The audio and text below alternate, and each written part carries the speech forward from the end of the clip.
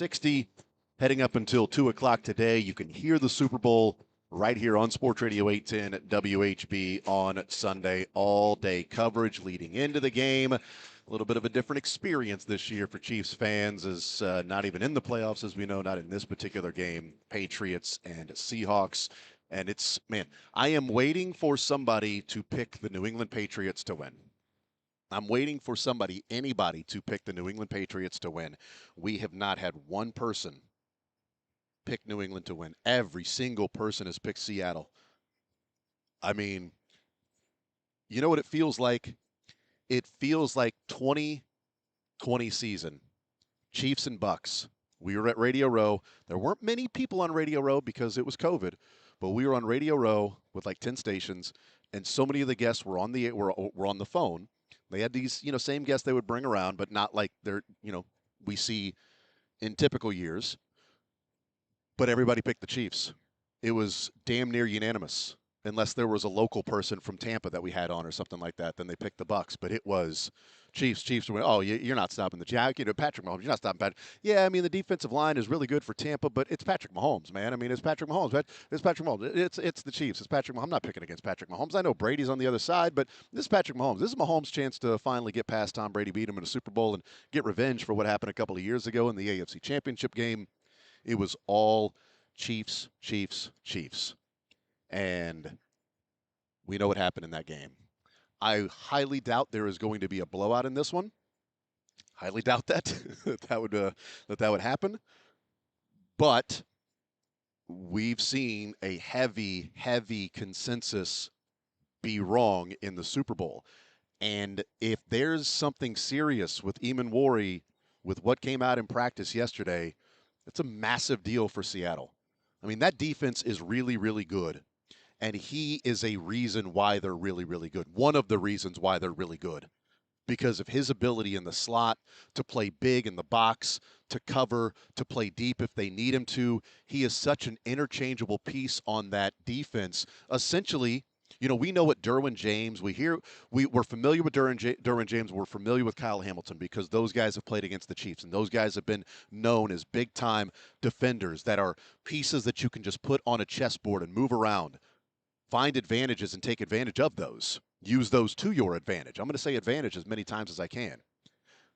But they draft him in the second round as a guy that was like, he's a lanky, bigger guy. Is he good at reading the plays? There's some issues here. All of the measurables are there. You can use them in different ways.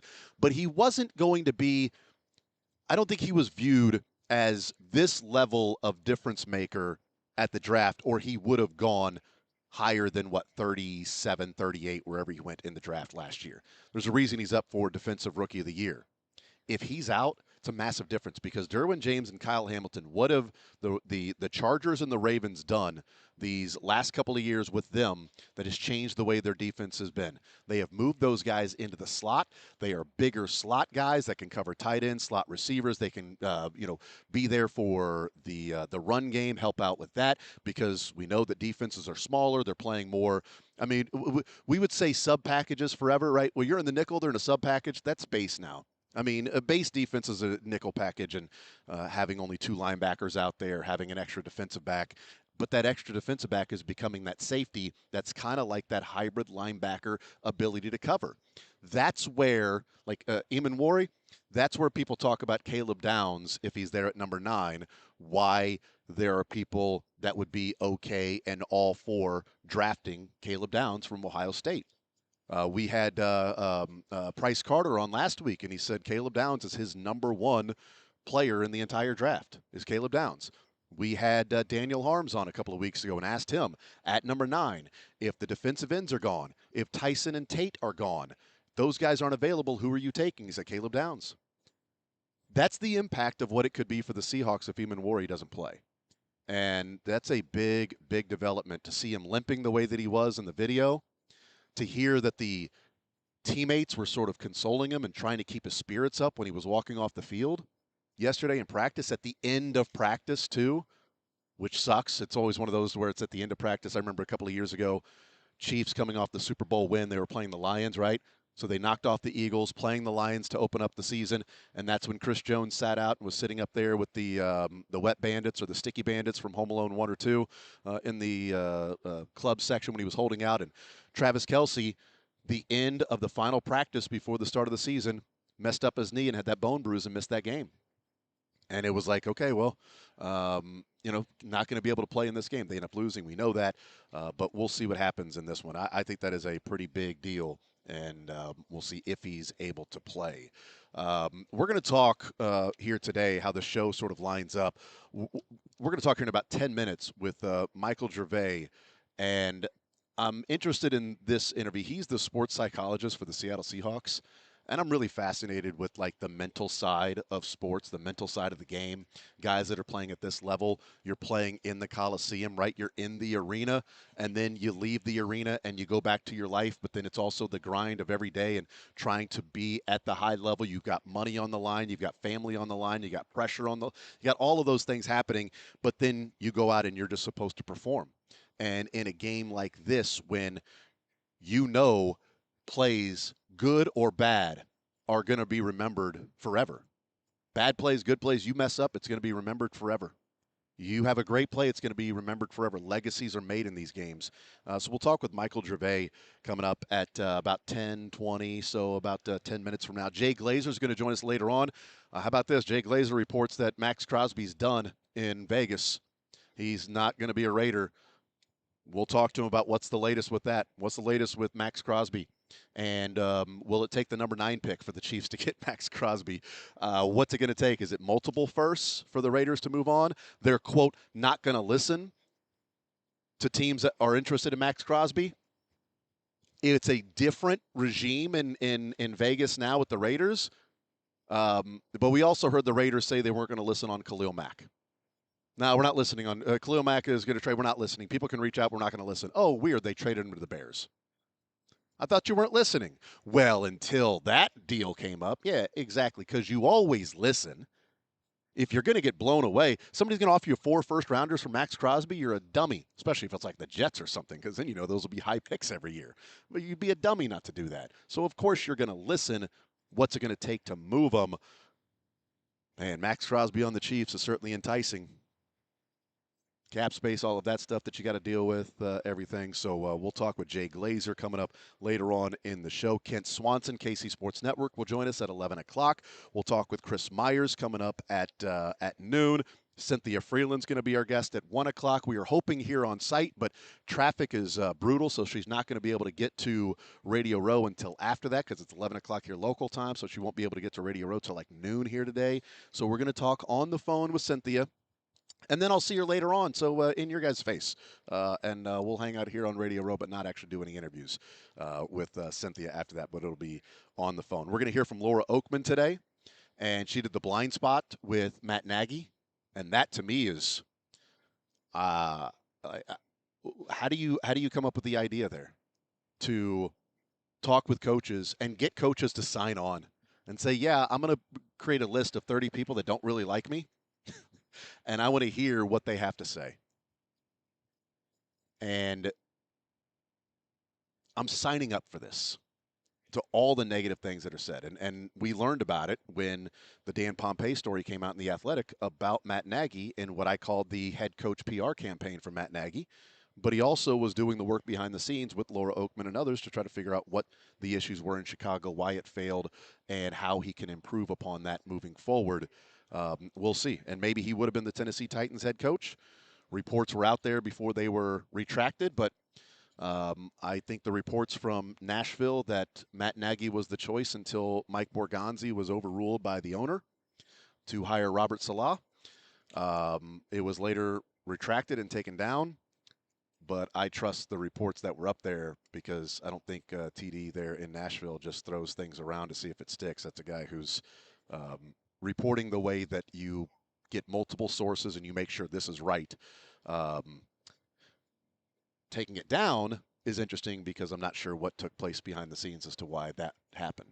But certainly that's out there that Nagy was going to be the head coach of the Titans, but overruled by those above Mike Borgonzi. And let me tell you, if that's true, and the owner said, Mike, you want to hire this person as the head coach? You're the GM. No, I want to go and hire this guy. Then I need to fire my GM. Or if I'm the GM, you need to fire me. Because if I'm not allowed to make the hire, then what am I doing here? I'm the GM. You've hired me to do the job. Let me do the job. If you don't trust me to make this hire, then why am I your GM? Now, maybe that happened, maybe it didn't, but there certainly seemed to be this consensus that Nagy was going to be the head coach until he wasn't, until like the last second. So who knows? Maybe they were just totally blown away by Robert Saleh when they had already had multiple interviews with him, and then all of a sudden, out of nowhere, they just decided, nope, this last answer he gave us was the huge difference from where, from what we thought was going to be the case to now. He ends up as the offensive coordinator there with the New York Giants. We'll talk with Laura Oakman, Kimmy Chex. We'll talk with her. She does the sidelines on KSHB for preseason games for the Chiefs. Also, NFL Network host, and they've got the 8.5-hour pregame show on Sunday starting at 8 in the morning, which is, by the way, 6 o'clock in the morning here, local time. So 6 o'clock in the morning, they start with their 8.5-hour pregame show. We'll talk with Kimmy Chex coming up in the show as well. We need to take a timeout. We'll do that coming up later on this hour. It's going to be Jay Glazer. We're going to talk with Michael Gervais. He is a sports psychologist with the Seattle Seahawks. Very interested in talking to him about the things that are going on with some of these players behind the scenes and between the ears and things like that, which is always sort of a fascinating part of sports because you're dealing with all of that. So we will take a timeout. We'll come back. We'll get into Tyquan Thornton. We'll talk about things we heard from Dan Orlovsky. Obviously, that was here on Radio Row. We'll see who else stops by. Tyquan did say he thinks that can happen in Kansas City, that he wants to get his fair share of targets. He wants to be viewed as more of an overall receiver, not a straight line down the field threat guy, but also said, yes, I can see that in Kansas City. Hopefully that is the case. We'll take a timeout. We'll come back. We will talk with Seattle Seahawks sports psychologist Michael Gervais coming up next. You're in the zone on Sports Radio 810 WHB. It's last call for football, and FanDuel is giving you a daily profit boost every single day leading up to the big game. Today's 30% profit boost is around touchdowns. Shortest touchdown scored, longest touchdown scored, first TD, and last TD. I think for me, for the longest one, I'm going to go with a little bit of a wild card here. I think TreVeyon Henderson. I know he didn't get a lot of touches last time around, last game against the Broncos, but I really think he has the potential and the ability to break one off. So give me longest touchdown for TreVeyon Henderson. Shortest touchdown, give me Kenneth Walker. I like Kenneth Walker in this one. So what can you do? You can also do the barn burner tush push. Maybe you think A.J. Barner gets the tush push, gets it, and gets the shortest touchdown. The choice is up.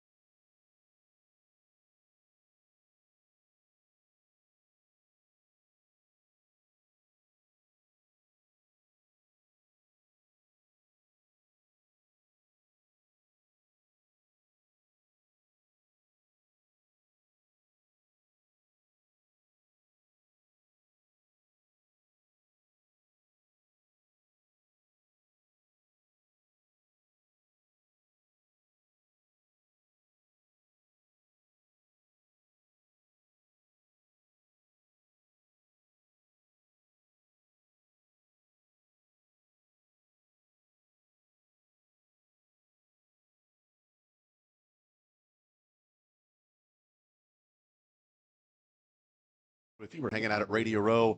Leading up to the game on Sunday, it's Seahawks and Patriots. You can hear it right here on Sports Radio 810 via Westwood One. Joining us now, Michael Gervais, sports psychologist with the Seattle Seahawks, is joining us here on Radio Row. Michael, how are you? I'm great. Thank you for including me. Well, I really appreciate it. I've long had an interest and been really fascinated by the mental side of sports. You know, back in the day when I first broke into radio, and by breaking in, it was, hey, we've got a show that we want you to run the board for on Saturday and Sunday morning. That's breaking in.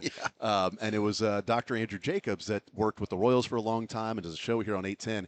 And it just really got me to the part of like, you know, we view the people as like these gladiators that are out there on the field, but the mental side of how you get ready every day to perform and to be your best while there are 70,000 people, Michael, watching live, your friends, your family, your coaches, your bosses, the fans out there as well, and everything is on YouTube and it's on Twitter and it's everything. Like, that seems to be incredibly daunting.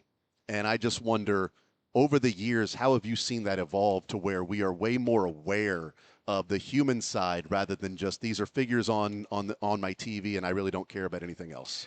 You know, I love that you drew that narrative from we see them as gladiators, and then you're also pulling forward the vulnerability and the courage required to do something public. I think that you are hitting on the most dangerous part of professional athletics is the daring to do something public. Yeah. The daring to be able to go out in front of other people and absolutely be a disaster. And most people never really understand their potential because they are so afraid to publicly make mistakes. And so that is all psychology. Our brain, 250,000 years ago, was designed to fit in, to be part of the tribe, to be inside the pack. Because if you get pushed to the outside, if you get put into the wild by yourself or maybe with just a couple of the people, it was a near death sentence. It was too wild. And our brain is still packed, or our brain is still wired in that same way to fit in. And so we did a bunch of research. World's best, how do they operate, and what are they most afraid of? And what we found is this thing, we had fun with it, called FOPO, fear people's opinions. Oh, wow. As the number one constrictor for people's potential. Yep. So you just hit on what we think is the number one most dangerous and the number one most constricting variable to potential. So how do we deal with it? You have to have some rites of passage where at some point you say and can recognize that your opinion of me ought not to determine who I am. It ought not to get in the way of me working to express the things that I care about. And in today's world right now, where we got a political divide, we got family members that don't want to talk, we got people that are detained in weird ways, we've got, you know, the Epstein narrative that's taken place. Like, there is such volatility that we must figure out what we stand for and be great teammates to be able to articulate it and to live aligned. And that is what we've trained for years at the Seattle Seahawks, is to know who you are. All coaches, majority of athletes, do a deep scrub into their personal philosophy. What do you stand for? And then can you have the courage to be about it when it's hard? And that kind of deep rock, if you will, the big boulders that get in the container, makes a massive difference when the lights turn on, because you're like, no, I'm more aligned to being myself and to be a great teammate, as opposed to not looking bad to other people. Yeah. That's interesting. Yeah. I love that perspective of how do I accentuate the positive while trying to block out any of the negative that can come from this. And if I'm thinking of the negatives that are already going to happen, it almost becomes that self-fulfilling prophecy that I go out there and don't perform my best, and now the negative comes with that. Yeah, that's right. I mean, oversimplify the brain for just a minute. There's a brain and the mind, right? So the brain is this computer, this tissue that sits in our skull, and that's the hardware, and the mind is the software that's running it. Way oversimplified. I like that. But I'm a simple man. We train the computer by the way we think. So when you make an investment in how you think, it is one of the greatest investments you can make, because you get this superpower, this computer, that we don't really even understand it. There's nothing like it in the world. It's the most powerful engine, if you will, quote unquote, in the world. And you can actively express the power in it, but you have to invest in your psychology. What does that mean? It means that you've got to understand how thought one and thought two work together. how emotion A and emotion B and thought one and thought two, how that broth works. And once you do that, you you can be optimistic. You can be alpha competitive. You can like really understand how this thing works, but you've got to make the investment. Otherwise, you could just get kind of railroaded by all of the intensities of the world. Michael Gervais is our guest. You've got the podcast Finding Mastery as well. What's the podcast? What do you guys? Is it this? Is it other things you're exploring? What's this podcast Oh going to be like? yeah, no, thank you. It's By the way, Michael Gervais, sports psychologist of the Seattle Seahawks, but Oh, yeah. and Finding Mastery. So Finding Mastery, really what we do is we've been around 10 years and we get to sit with the world's best and understand their psychology. And so it's an intense 90-minute conversation where people like the best in the world are sitting down and saying, look, this is how I use my thoughts. This is how I work with my emotions. Here's my ambitions. Here's what gets in the way. And then I translate basically like how the rest of us can use those same best practices. Right. That's Yeah. interesting. Michael Gervais is our guest. How long does it take you to figure out the wiring of an individual player to see why they're thinking this way, how to get them to adjust to a certain way of thinking to maximize what they can do? Because obviously your job is to not only, you're working with the human side of it, but you're wanting that human side of it to go and perform there with the Seattle Seahawks. That's a really thoughtful question. I mean, it takes a lifetime Yeah. to really understand, like because we are constantly unfolding and becoming and shifting and changing. But yeah, let's call it a good 8 hours. If two people are really in a skillful way trying to get down underneath about what makes you special and to build some skills, it's about good 8 hours of work. And that doesn't sound like a lot, but two honest people with some skill, like tell me really, no, really, how do you work? Like why that and why not that? And where'd that come from? Who taught you that? Does that work for you? And just kind of getting into it. And then once you really understand the person, then you can kind of bubble up and say, okay, now I understand your scar tissue. I understand your hopes and ambitions. And then what are the mental skills that you want to build so that you can go be about it? And those mental skills are simple. Like you can invest in being calm. You seem to have it. Yeah, well, that's I am putting on quite the facade right now. I am killing it right now with my acting skills. If there was Hollywood around here, there's an academy that could be given out right now. If you're saying that I'm calm, No, yeah, listeners are like, "What is he talking about?" No, that's Anderson's good. got him fooled. No, so and I think what you'll see, and what you've seen from the Seattle Seahawks is we know how to dial that psychological skill to find the right intensity and the right calmness to be great. There's a confidence is a skill, and I think what you've seen this year is that there's a confidence about that exudes from the organization, which is not arrogance, but confidence is, yeah, I see the task. I think I can do that. Hey, what do you think? Do you think we can get that done? And so there's a confidence that is a trainable skill, right? Deep focus, it's a trainable skill. Trust of self, trainable skill. Optimism, trainable skill. So these are skills. Just like you want to build muscles, you can build mental skills. You put time under tension to build the skills. Huh. And I want to ask you, what percentage of the game do you think, you've been around it a long time, what percentage of the game do you think is physical? What percentage is technical? And what percentage is mental? I'm always curious about people's take on it. Well, Yogi said it was 90% mental and the other half is physical. That's what Yogi Berra said, so I think I agree with him. I would guess that the majority is the mental side of it. Is that how you think about it too? I I think about it that way, but yeah. Because I think it's not to diminish the players that are at this level of playing in the NFL and the highest of their craft. I think there are a lot of people that have some of the athletic traits that the same players have and athleticism that could match some of the players out there. But what makes this person different? Like, why did this person make it and this person did? It could be circumstance. It could be, something that was outside of their control. Could be an injury, could be family situation. There's a lot of things that could go into it, but could also be something along the way that got them there, that they didn't stop at this negative thing was there, but they fought through it. Or this coach said that, but they fought through it. Like, I think it's the mental side to even get there, to be able to put yourself in that position to go and fail on the largest stage. I was talking to, it was one of the coaches on the Seahawks about talent and kind of what it takes to make it and be great in the NFL. And he'd been around for 30 years in the league. And I'll never forget, he said, first and foremost, you got to be extraordinary as an athlete to be the last on the depth chart. I mean, you're an extraordinary athlete. And then we had the same conversation about the mental side. And he said, everybody here's got the physical technical skills. Now, the ones that also have the mental skills, Now we got something. But that's why Coach Carroll first brought me in, and that's why Coach McDonald and John Schneider brought me back, is because that idea that there's a big part of success in life, football in this conversation, that has to do with mental skills. Let's invest in it. And to make a fundamental investment is different than talking about it. Mhm. When I was a kid, I don't know, we're close to the same age maybe. When I was a kid, my coaches and parents would say, "Hey, go out there and be confident." Yes, come on. You can do it. But no one told me I how. believe in you. Right, they never told me how. Yeah. It's So, interesting. They're telling you how to be confident because I don't think I have the skill to pass. Like my son's 10 and he loves baseball, and I think baseball might be the toughest mentally in a sport because it's so many one-on-one competitions, and you're on the mound by yourself, you're in the batter's box by yourself, you fail 70% of the time at the plate, and you're a Hall of Famer. okay, well, so here's the shorthand, and of course, in a radio conversation, it's not going to have all the answers here, but confidence comes from one place and one place only, which is what you say to yourself. Okay. Now, what you say to yourself has to be honest. It has to be grounded. It has to be real. It has to be earned. Hmm. Okay. So you fake it till you make it. I'm not going to swear. Fake it till you make it.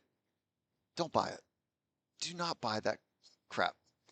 The reason being is because you know that you're lying. You know that you're faking. You know you're full of it. But when you can speak to yourself in a credible way, based on all of the tough things that you've navigated in your life that have earned you the right to say, I don't know, I can do hard things. You know what? I'm a savage when it gets intense.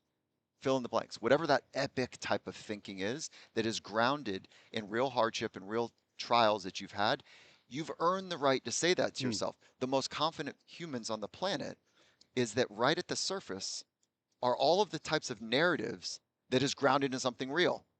That there's no secret here. We practice that. Yeah. We practice that on a daily basis. We're visiting with Michael Gervais. He's the sports psychologist for the Seattle Seahawks and Finding Mastery, host of that podcast. One of the things that a couple of years ago there was, this technology that they can put all these things on the players' bodies, and while they're playing, they can see the performance, they can see the level of exertion and the heart rate. And we found out that Patrick Mahomes' heart rate was lower when he was on the field in the fourth quarter than it was when he was on the bench and getting ready to go out there. I don't know how common that is, but he's also a guy that seems as confident in his ability of anybody in the world. Andy Reid once told him before the 13-second game when they were down by 3 with 13 seconds to go, and told him, when it's grim, go be the Grim Reaper, and they tie the game and win in overtime. And I don't know what it is about something that maybe his dad played professional sports, so maybe that's part of it. Is it nature, nurture? Like, it's one of those big questions, because I'm not sure how somebody can be on the field and his heart rate be lower when everybody's running around and trying to hit him than he is sitting on the bench watching the game. It's a cool question. Nature, nurture, first of all, yes to both, Mhm. right? However, the opportunity is to maximize the nurture part.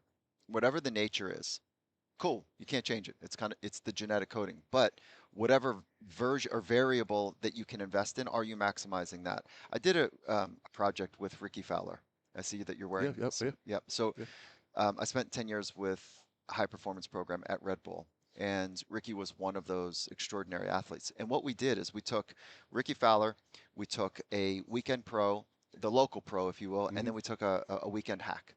Okay. And so we stacked all three of those. We heart rate monitor, we measured Yeah. everything on them, their brain waves, the whole thing.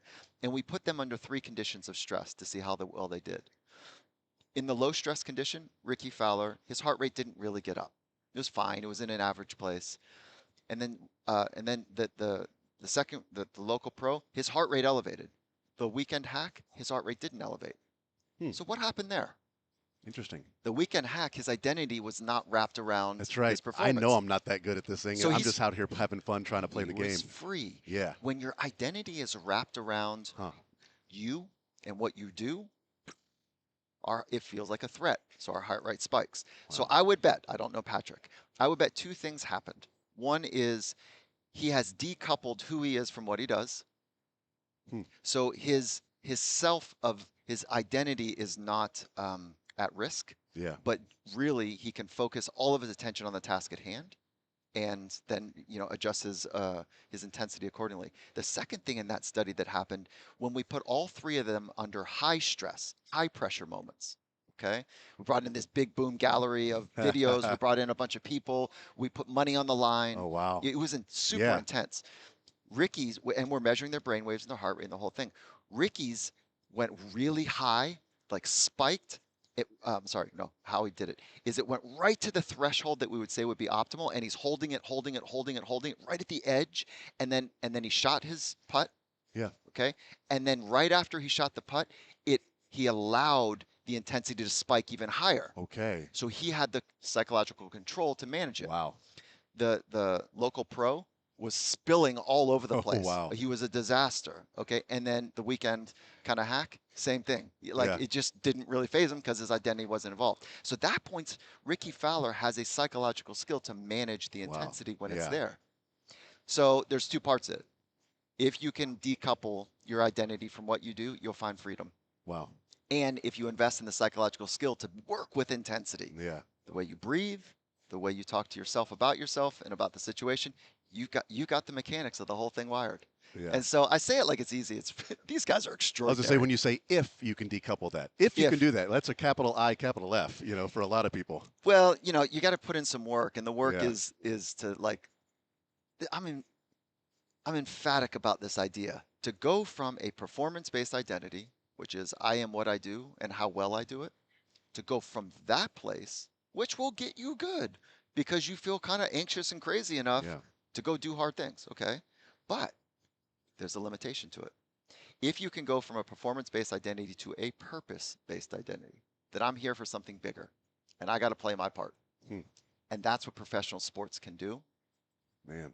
And that's what we can all do. Yeah. So I appreciate you. Yeah, Yeah. it's amazing. I could spend another hour talking to you. Like I love it, and just trying to get to the bottom of how some players. Last one, real quickly, because we got to let you go and we got to go to break. But are you involved in the draft process at all of trying to figure out some of these prospects and what makes them tick? And is this a guy that's going to get in here and excel, or is this a guy that is just sort of a ticking time bomb that it's like everything's about to collapse and there's not really much you can do to help him?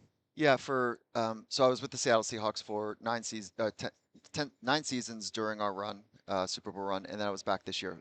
This year I'm not working. I did not work on draft selection, but before I was a member of John Yeah. Schneider's team, the general manager, to be able to do talent identification. And absolutely, like there's folks that you can just really understand, Mhm. and they do an incredible job of understanding not Yeah. just the physical and technical, but the person. That team at Seattle does an extraordinary job. And for the ones that were trickier, they call me in and be like, "All right, how do we understand this athlete's kind of preferences, and what are we getting?" So yeah. Yeah, and then if he doesn't do well, it's Michael. What the heck, man? Now what do we do? Yeah. You told us this guy. Well, See that now that's pressure on you. 100%. Now you've yeah. got the pressure to get that right. See, now it's flipped. Now Now we you've just- got to disconnect from That's your okay. identity and 100%. This is a full-time process for all of us. Oh. And the thing we had this model at the Seattle Seahawks during Coach Carroll's era that we could manage about 2.5 knuckleheads, like real wild ones. Yeah. And I think Pete, love you, Pete, probably thought we could manage 10. Like well, we Herm had- Edwards. we had- Yes. Sorry. Go ahead. we had some wild ones on the team Yeah. during that phase. Yeah. Herm Edwards said back in the day when he was the coach of the Chiefs, he said, there are only a couple of guys that you can have on the team that are my guys. And by my guys I've got to make sure that I've got an extra handle on what this guy is doing away from the field and things like that. All right, my guy. It's my responsibility to make sure I know what he's doing. We can only have a couple of those guys. We can only have a couple of my guys on the team. I love that. That's exactly right. The Legion of Boom is, and Marshawn Lynch and like those guys were extraordinary. Yeah. But you know what made them really special is that they were great teammates to each other. They were extraordinary teammates for and with each other. And if you're in it for yourself, by definition, you're not in it for somebody else. Yeah. And they did it. They performed for each other. And I think that's what we're seeing in the Seattle Seahawks right now. Yeah. You want to have a great team, you need to have great teammates. And these men are great teammates to each other. Finding Mastery is the podcast. Michael Gervais, the sports psychologist of the Seattle Seahawks. Thank you so much. I really appreciate the time you sitting down and talking with us. Jason, this is great. Thank you. Absolutely. There's Michael Gervais, sports psychologist of the Seattle Seahawks. We'll take a timeout. We'll come back and we will talk with Jay Glazer coming up next. In the zone.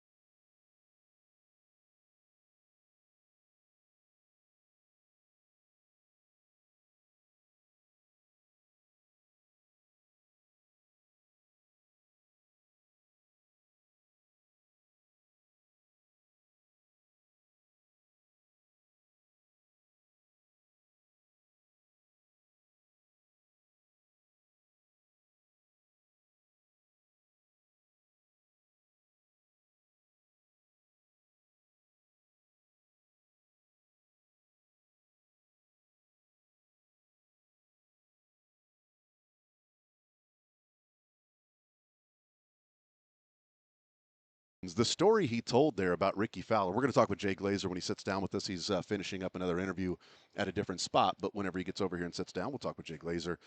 He's got the report that's out there about Max Crosby and Max Crosby essentially being done in Vegas.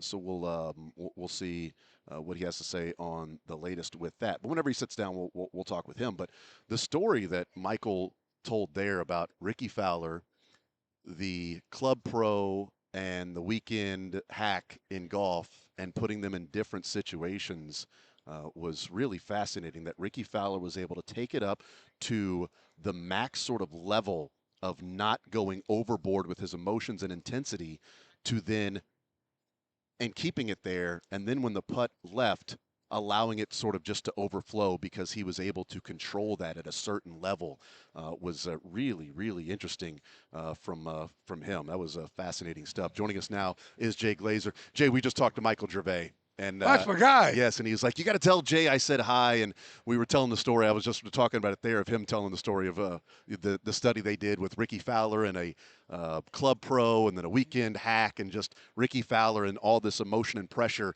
takes his intensity right up to the level and keeps it there, hits the putt, and then his intensity goes up. So he was trained to know exactly the level he could be at for intensity and heart rate and focus. And then once the putt went in, just then he was able to let it go and watch.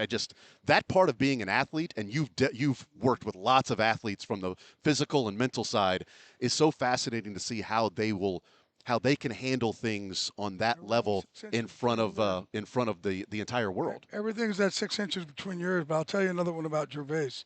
I had him on my Unbreakable Mental Health podcast. Yeah. And right when it started, man, I had the worst anxiety attack. And so when I have anxiety attacks, it feels like you're having a heart attack. Your hands shake, your eyes go back and forth, you start sweating. And he actually coached me through it live on the air. That's pretty cool. That's pretty special. Yeah, that's right? really cool. So you get to see him up close and personal, what he does. That's a friend right there, but coached me through it, calmed me down, got me through it. And yeah, like, when I tell people about anxiety attacks, like, you're safe, but man, it's hard to feel that way while it's going on. It really is. Yeah. And you think you're having a heart attack. Visiting with Jay Glazer. How many phones do you have? Like right now, do you have different phones on you just in case? One. Just the one. Mm-hmm. Just the one. I used to have a burner. Okay. That I got. I used to do a deal with Sprint, and they gave me a burner, and the line went to some poor lady in like Arkansas, and I was convinced the Patriots were trying to tap my phones and find out who was talking to me. And this poor lady, I know people were calling her. That I do. Yeah. So if people were looking and they were getting my number and they were calling this poor lady, that I know. That's interesting. But I don't know the lady, but I apologize. Jay Glazer is joining us, and he is working with the ADHD medicine. Yeah. Is it Qelbree? Qelbree? Yeah. Qelbree is what it's called. I see it written down, but didn't know how to pronounce Yeah, it. Qelbree. And, look, for me, I have, clinical ADHD, depression, anxiety, bipolar, OCD anxiety, insomnia. Other than that, I'm a model of stability. Like, think how many drugs my parents took when they had me, which I'm assuming was a lot. And you can be self-deprecating about it. That's just truthful. Yeah. And for me, I want people to understand here. I was one of the first adults ever diagnosed with adult ADHD on the East Coast of America back in 1989, and they put me on stimulants back then. And when you have depression, this is my story. I'm not saying for everybody. For me, when they put you on stimulants, the highs are good, but those lows for me are really, really dark. And the darkness leads to violence toward others and myself. And it was not good. So I had to get off that. And then I just didn't have anything. And then I came upon Qelbree. And I want people to understand what ADHD is. If you are, especially parents out there, it's what your kids are going through. If you're sitting in, let's say, a lecture that you're not interested in, it's like you're drowning. And the only way for me to get a breath of fresh air is to fidget, is to disrupt the class, is to have an outburst. I got freaking punished every week of my life growing up. You think I wanted to get punished? No, I wasn't capable of it. I was drowning. So Kelbury is the first thing that's got me to not drown. Interesting. And what I say by that, first of all, it's a non-stimulant. So you take it at night for me. So like at night I take it, and I got 19 roommates talking in my head at night. We're thinking, plot, and plan it, thinking, plot, and plan, thinking, plan. And all of a sudden, man, it brings it down to 2. And I just have 2 conversations, and I kind of go to bed. But also, when I'm on Fox NFL Sunday, if I don't take Kelbury, I could be on my 2nd segment, but I'm thinking about my 3rd, right? Yeah. And the 5th name I'm thinking about in that 3rd set. Like, man, I'm so far ahead. This allows me to sit there for the 2nd segment. It's great. And just focus Yes. on that, exactly Yes. what's going on. Jake Yes. Laser is our guest. How do you get from where you were to being the insider, the guy that you've become in your career? Man, I think me for everything was trust. Everything was trust. Everything was trust. And, over the years, first of all, I don't cover the Middle East, dude. I cover sports. Yeah. You know what I mean? So everything in the world for me was trust. And I think if that's the case, over time, you just kind of collect a little mafia, right? And I call it like my little glazed mafia. Just don't burn anybody, right? And over time, if you don't burn anybody, you'll be all right. Yeah. Yeah. And it seems to be if you're genuine, Yep. if they trust that you mentioned trust, if they trust that you're genuine and you're who you say you are, Yeah. that's probably an easy way not to burn somebody. Yeah, and that's when I first went in the Giant locker room back in the day. I'm like, man, how could I be different? And the number one way I could be different from everybody is to build that relationship. And back then, like, people use their pen as a weapon. Okay, I wasn't gonna use my pen as a weapon. I was gonna Yeah. start relationships, Yeah. and those relationships pan out over the years. Visiting with Jay Glazer, one of the things I wanted to ask you about is, the Chiefs play him twice a year, and it's a fun little rivalry between Patrick Mahomes and Max Crosby. Is that going to continue in the AFC West, or is Max going to be putting on a different jersey? By the way, next year? Max was so pissed at me yesterday. I was like, dude, Max didn't tell me any of this stuff. It wasn't Max. I just know it from everybody else. It wasn't Max. Okay. I just knew it elsewhere. I'm like, dude, you didn't say it. I just know what I heard from other people inside the Raiders. So, but I don't know what's going to happen with Clint. He may come in there and be like, trust me, we have something great. And I know Max loves Raiders fans. Yeah. Like he is. They are everything. And that's why he's upset. I said, dude, I get it. But I just went with what I heard. He was unhappy during the year, no doubt. And he told me about that. But he loves Raiders fan. I think no matter what, he'll retire a Raider. It'll be interesting to see what happens. Well, I mean, it didn't take much to figure out and put the puzzle pieces together of how unhappy he was about the Yeah. IR decision. I mean, No. because he goes out and puts a video of him playing sports with his son. No. Yeah, that puzzle piece was pretty easy to put together. He didn't really leave it up to you didn't have to solve that one on your own. That was pretty easy. Yeah, he was like, I don't care about your number one pick. Yeah. I'm playing. And I told John Spytek, I'm like, Spy, there are certain guys, if they say that they want to play, like, dude, you got to let them play. That's it. Yeah. There are certain guys, they need it. Let them go. They're warriors. Did he think it was part of, like, tanking is a word that we can't use today, at least from that. Did he think it was part of making sure they get the number one pick and Mendoza by Max not playing? That was I think everybody knew that was going on. Did he think that, though? I think everybody thought that. Yeah. But whether it was what, he didn't care. Yeah. He wanted to play. Yeah. It's interesting. What would the return be for him? Let's say the Raiders do listen, and it's gotten to a point to where they If they can't trade him, they get more for him than Dallas got for Micah. Micah. Okay, it's like a couple first rounders, and so it wouldn't just take the number 9 pick from Kansas City to get Max Crosby. Because boy, what a difference he'd make on that defensive line. 20 teams called me. Oh yeah. When I put that story out during the middle of the year, 20. Mm-hmm. Now, when I was talking about Micah to other teams, I had like 3 or 4, but most of the owners got in the way and said they didn't want to pay it. Interesting. Yeah. It's like 20 teams. Were the Chiefs one of them? Were the Chiefs one of those teams? No, they weren't. Okay, damn. All right. No, Good, I don't think it's any chance Yeah, I they're going to trade him inside the division. I Zero whatsoever. yeah, that's probably true. But Yeah. I would love to see Max Crosby in a Chiefs jersey. My Mhm. God, man, he's one of the few Raiders that I've found myself rooting for. Like it's in Oh, he's the Kansas City best. Raider. It's like Yeah, and how we am I train- rooting for Max Steve was Crosby? crazy too. We trained the off season, right? And he would get to the gym at 5:45 in the morning, and he would go till about 3 o'clock. And I'd always tell Max, like, dude, the blueprint for greatness, it's not hard. Find out who the best is and do more than them. Wow. That's it. Yeah. And he said, man, I would try and get everybody to come out and say, hey, come join me. Nobody ever would. Wow. Just too much. Interesting. Jay Glazer, our guest, Kelbry.com. Yep. Kelbry is the medicine ADHD. Jay, thank you so much. I really appreciate the brother. time. Appreciate it. Big fan, and thank you for stopping by, man. I Thank you, appreciate man. it. Absolutely. There's Jay Appreciate it. Glazer Thank you, joining man. us here in the Zone. We'll take a timeout. We'll come back. More Zone right after this.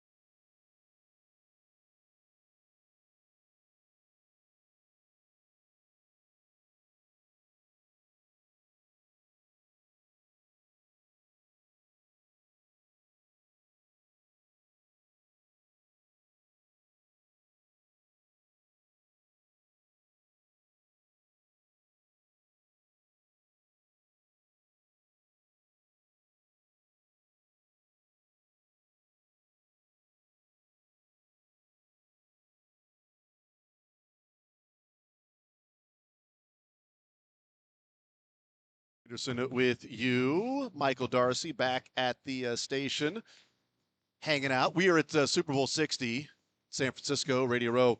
We've got the game for you right here on Sports Radio 810 WHB. Let's bring in now Kent Swanson, KC Sports Network, KC Laboratory Podcast, joining us here in the zone. Kent, what is up, brother? How are you, sir?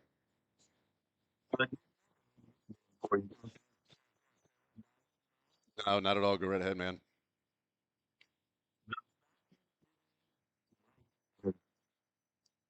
Fountain City Mic Artist. Okay, what's I'll take it. I mean, I'll take any. I don't care what you call me as long as you call me. You know what I mean?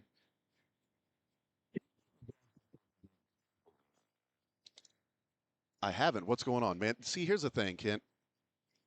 Here at the Super Bowl, like I miss so many of the stories because I'm here and I'm not following as much on social media. I didn't realize until last night / this morning that Ryan Leaf and Dr. David Chow had this shouting match here at Radio Row. I'm here and they were yelling at each other and he was dropping F-bombs about Ross Tucker and I had no idea and I'm here. So no, I'm not seeing what's going on with JSN. Please inform me of what's going on here where I'm at. Oh, this is landed a lot. Yeah, okay. So If you had stupid. heard that, I'm so dumb. the way you handled it, I'm feeling that maybe that is not good. Well, yeah, what some- happened? Someone offered up a new nickname.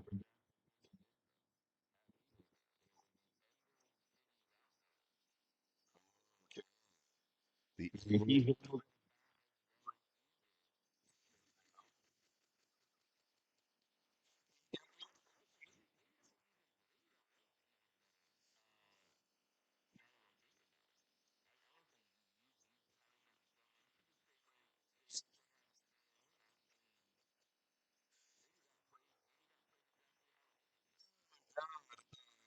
Yeah, I'm seeing it right here. Uh, oh my God. I'm seeing some of the reaction to it too.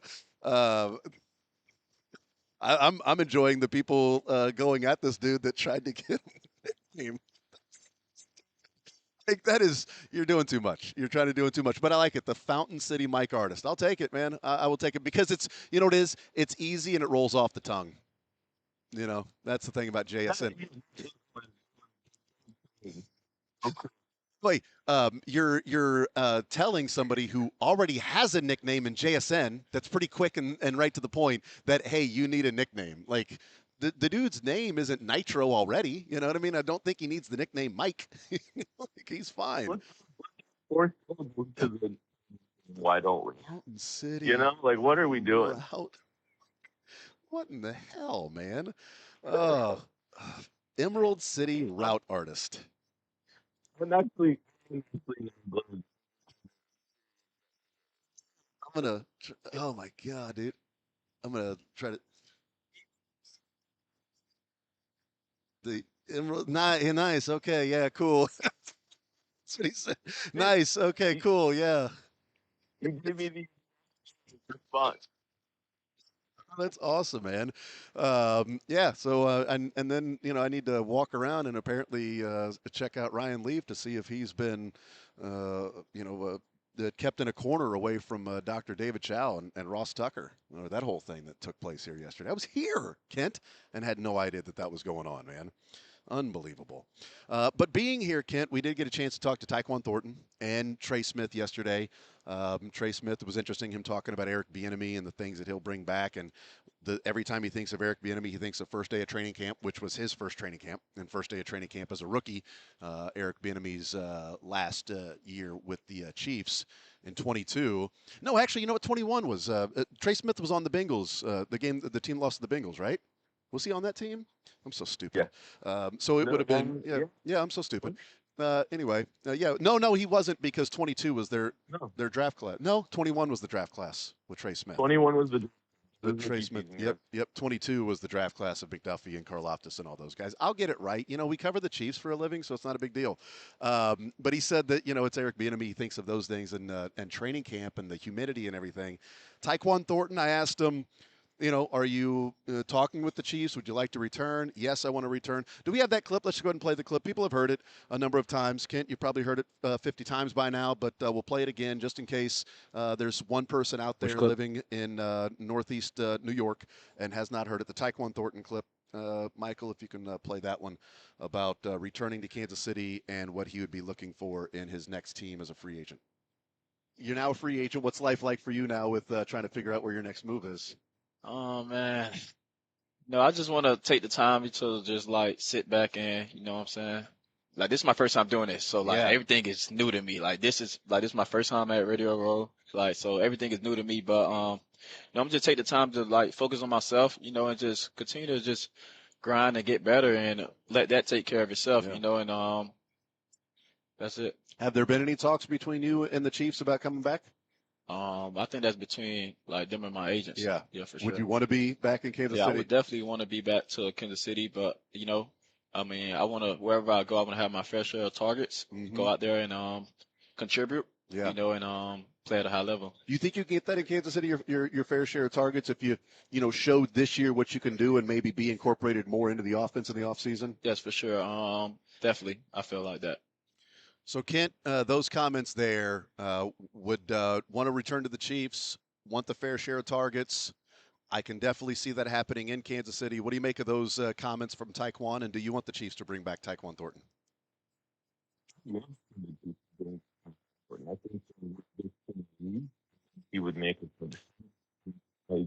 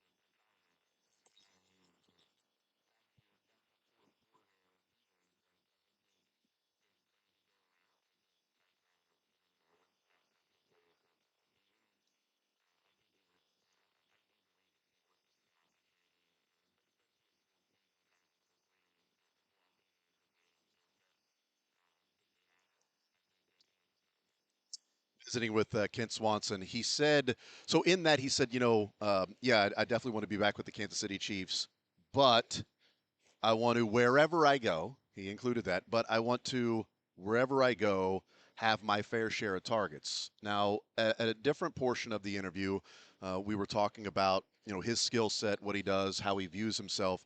And he was almost, it was frustrated to a degree in how he sounded of, I keep getting viewed as this downfield threat, straight line guy. And he said, I'd be in one-on-ones and I would win. And I would, win with this route. And I'd, one-on-ones and win with this route. He goes, but then when it comes to the game, never given those opportunities to do some of those things. I would like somebody to view me as more of an all-around receiver. And I thought the same thing in watching the games. There was one game that I pointed out specifically that there was a rounding off of a route by Xavier Worthy. We may have even had the conversation later that week, but there was a rounding off. It was on the top side of the screen, left side of the offense, and Mahomes throws it to the top, and Worthy gets to the spot to stop. Mahomes throws it. Worthy doesn't get there and catch it, but then you see the all-22, because the broadcast version didn't show this. The all-22, Worthy gets and starts to stop, but then he sort of rounds it a little bit and then fades, and then as he cuts back, the ball isn't there. And I said, on air, I think that's a catch for Xavier Worthy, because Mahomes, and that was one of those timing throws. The next drive, Tyquan did the same thing and caught the ball. He got to the point, boom, foot in the ground, drove back to it, and got the catch, 11 yards, first down. And I watched that and I'm like, okay, so what are they seeing that we're not? Because those are almost the same routes, timing routes. One guy ran it exactly the way that it's supposed to be done. The other guy rounded off and sort of got lazy at the top of the route, whether he thought he was the read or not. And I'm with Taekwon. Like, I see those things, and I'm like, maybe he should get more opportunities. So I don't know that it's a shot at, well, Kansas City didn't know how to use me. I think he's sort of frustrated in his entire career, as in, like, I'm showing these things. Can you allow me to show those things in the game? I just, wherever I go, I'd want that opportunity. When you were the quarterback,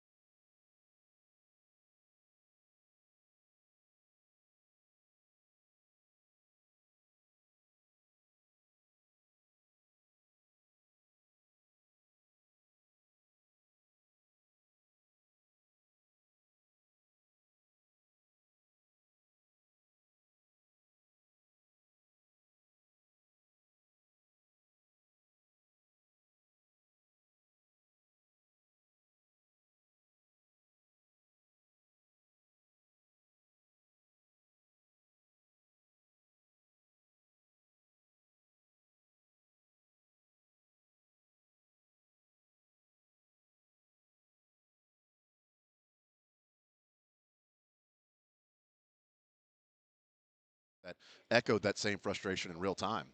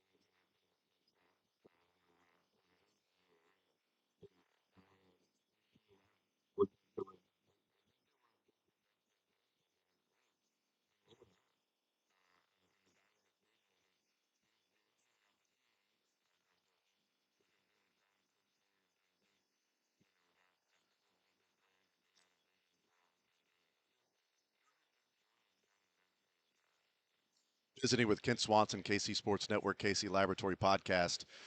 Credit to Jesse Newell. He wrote in the New York Times, The Athletic, about the Chiefs' special teams issues that are going on with this team. And, you know, we call them hidden yardage. And at one point, we talked a lot about what Dave Tobe was as a special teams coordinator, but the special teams were really bad this year in being minus 16 in special teams EPA.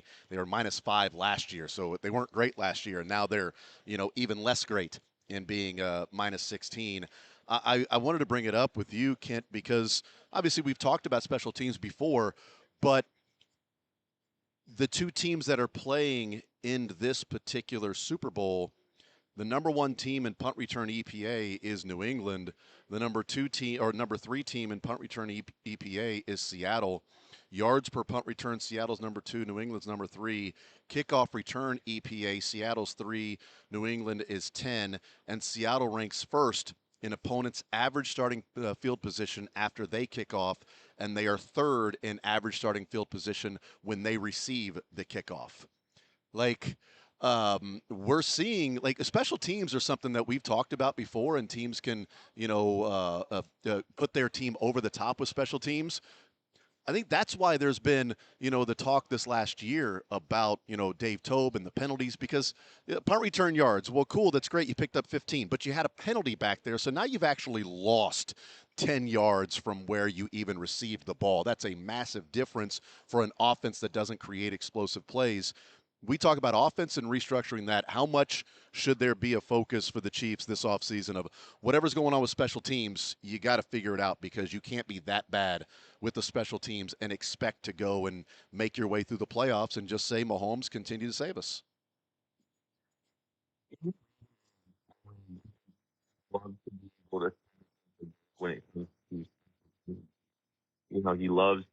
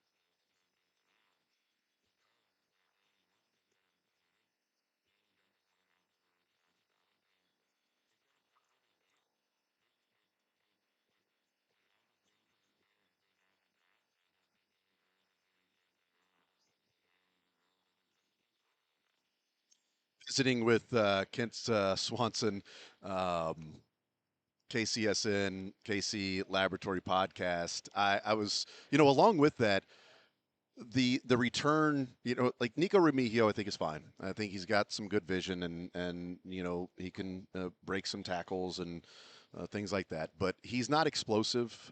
And I look at these two teams. Marcus Jones is an explosive elite return man, and the Seattle Seahawks went out and traded for Rashid Shaheed. They were already really good at special teams, and then they went and traded for somebody that, yes, a deep threat and helps out, but also one of the best returners in the game. Heck, Denver Broncos are sitting there in the AFC Championship game, and Marvin Mims has been one of the best return men in the last 3 years. This is where I get into like, if Xavier Worthy isn't going to be the first round wide receiver difference maker that we were hoping he would be, then they need to maximize his what the impact he can have on the field, and why not put him back there as a punt returner? Maybe Smith is the guy that ends up being the kick returner full time, and maybe punt returner. I don't know, but I see these teams with elite return men, and it sets up those yardage, and it sets up a team offensively.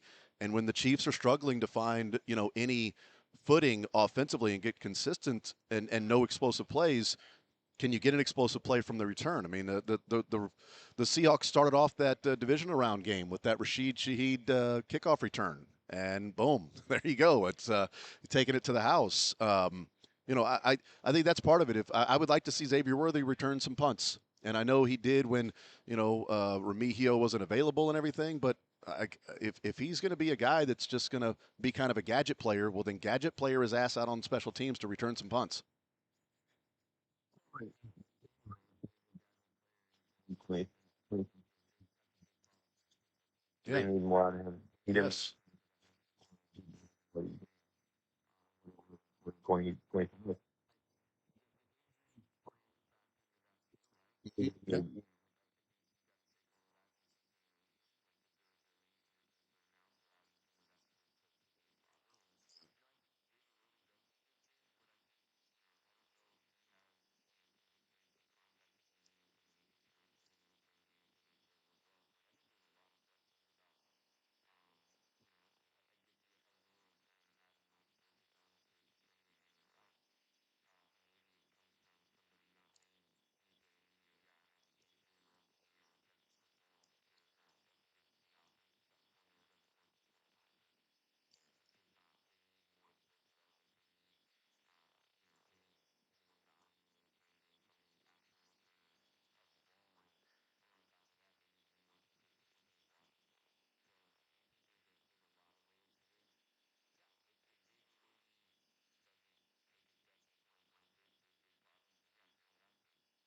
Sitting with Kent Swanson, KC Sports Network.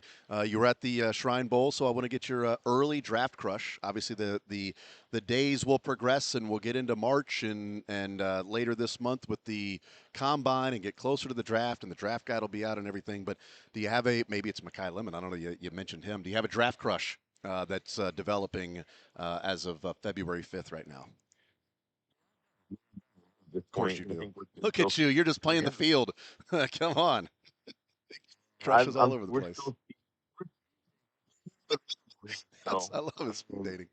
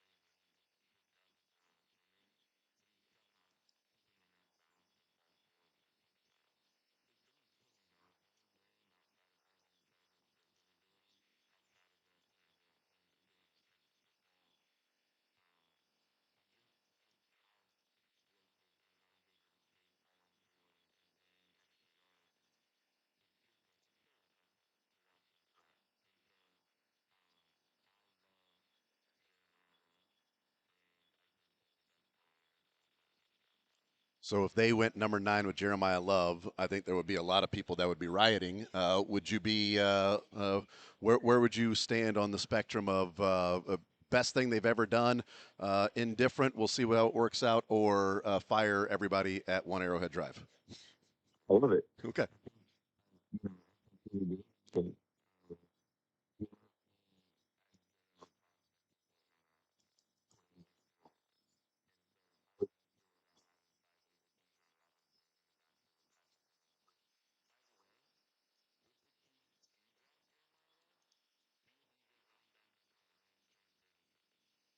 It's interesting.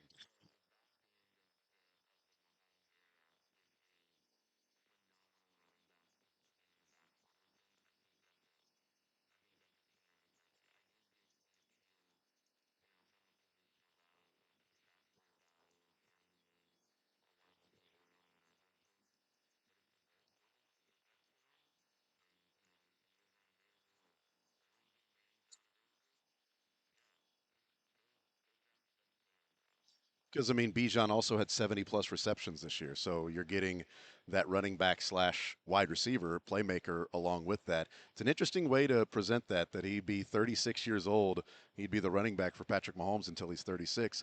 Look, I get annoyed when Bills fans look at the quote unquote weapons for Patrick Mahomes and then compare that to the weapons that Josh Allen has, and never include James Cook in the Josh Allen weapons because he's not a wide receiver or a tight end, where the amount of freaking light boxes that Patrick Mahomes faces on a regular basis, no matter what the down and distance is, versus the very minimal in comparison to the amount of light boxes that Josh Allen faces. Now, his running ability is part of it, but the minimal, it's like, well, he's not throwing to as good of receivers. Yes, but he's throwing in areas that are less occupied by defenders, and there's more space to throw the ball, where there may be better weapons on the Chiefs side, but the windows are tighter and there's more guys back there because there's no threat against the run, no respect to the run, and it's constant light boxes. James Cook changes that and helps Josh Allen from that perspective.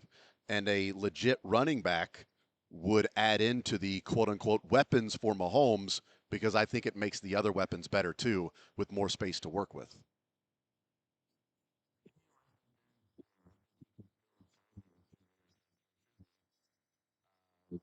Later, you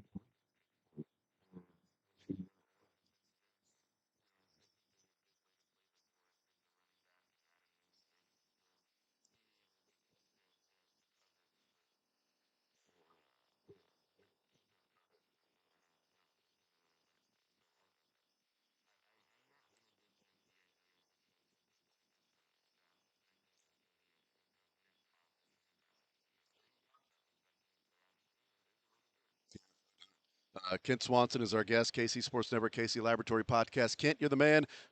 Real quick, who do you think wins, Seattle or New England?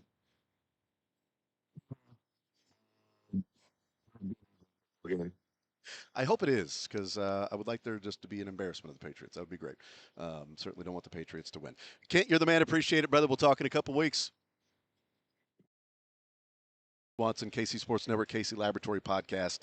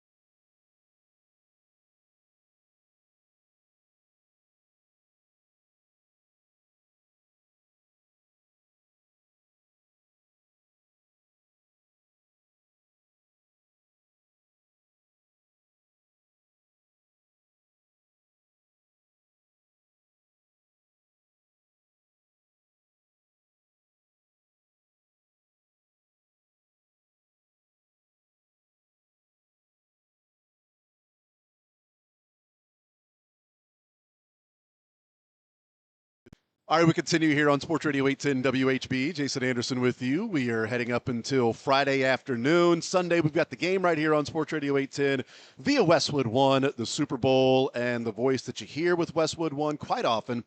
Laura Oakman joining us here in the zone. Laura, how are you? I'm wonderful. I almost want to be like, how are you? Like it's the first year as a spectator. Right.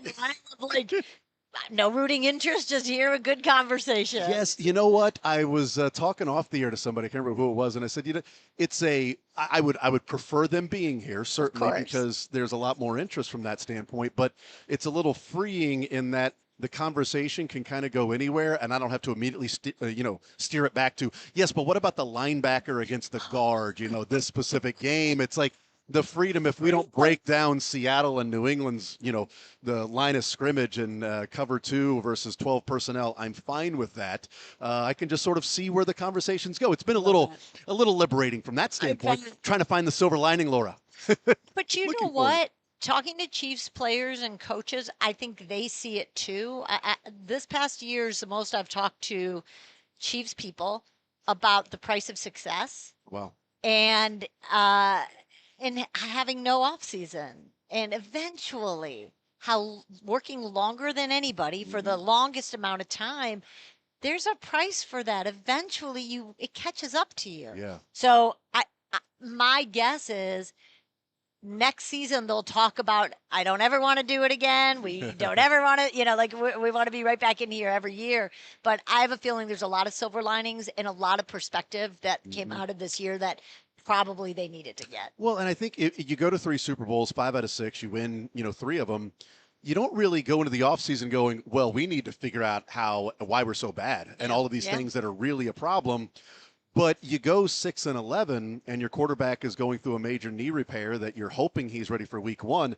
You sort of don't have a choice at that point but to look in the mirror and figure out why this happened. And you know how it's the coach's cliche, but about how winning is the ultimate deodorant. And so I think it depends what kind of head coach it is, but there's some head coaches who go, well, like we keep winning, so let's just keep going. And then there's some who I know that I work with coaches, and a lot of coaches I've worked with who've had a lot of success very fast say it winds up eventually and inevitably being the worst thing that happened, because all of a sudden there's a lot of success out of the gate and they go, well, it's working, let's go, even though it's like, wait, it might have been working, but you saw this was bubbling or this was simmering right down here. And so they might kind of let it keep going for the next couple seasons or the next season and catches up. So I don't know. Mike McCarthy, the now Steelers head coach, will always say this to me, where he's always like, success is the hardest thing to deal with. And I don't think I really understood it in the beginning, and now I really understand that. And I can't imagine how Coach Reid has been able to do it for as long as he has. But there's so much that comes with winning this consistently, and there's so many things it's hiding. So I don't know. Again, I feel like next year will be the best conversations about here's the things we had to do that we wouldn't have done if we won another one. Yeah, it's like, teams can get there. It's not easy to get to the top, obviously, winning the Or Super Bowl. stay at the top. Yes, and I think the more difficult thing is when you get there, can you stay there? Which I think this season, this year, and also, we see what the Eagles went through, and then the 49ers when the Chiefs beat them, and then the year after that of what they went through with injuries. It puts it into perspective of like there were 5 out of 6 years where the Chiefs went to the Super Bowl, and the only other time they didn't, they lost in overtime in the AFC Championship game. Like, that is incredibly not only rare, that doesn't happen. You just can't do that in this league. That there was going to come a time when it would not be to that level. Didn't know it was going to be 6 wins.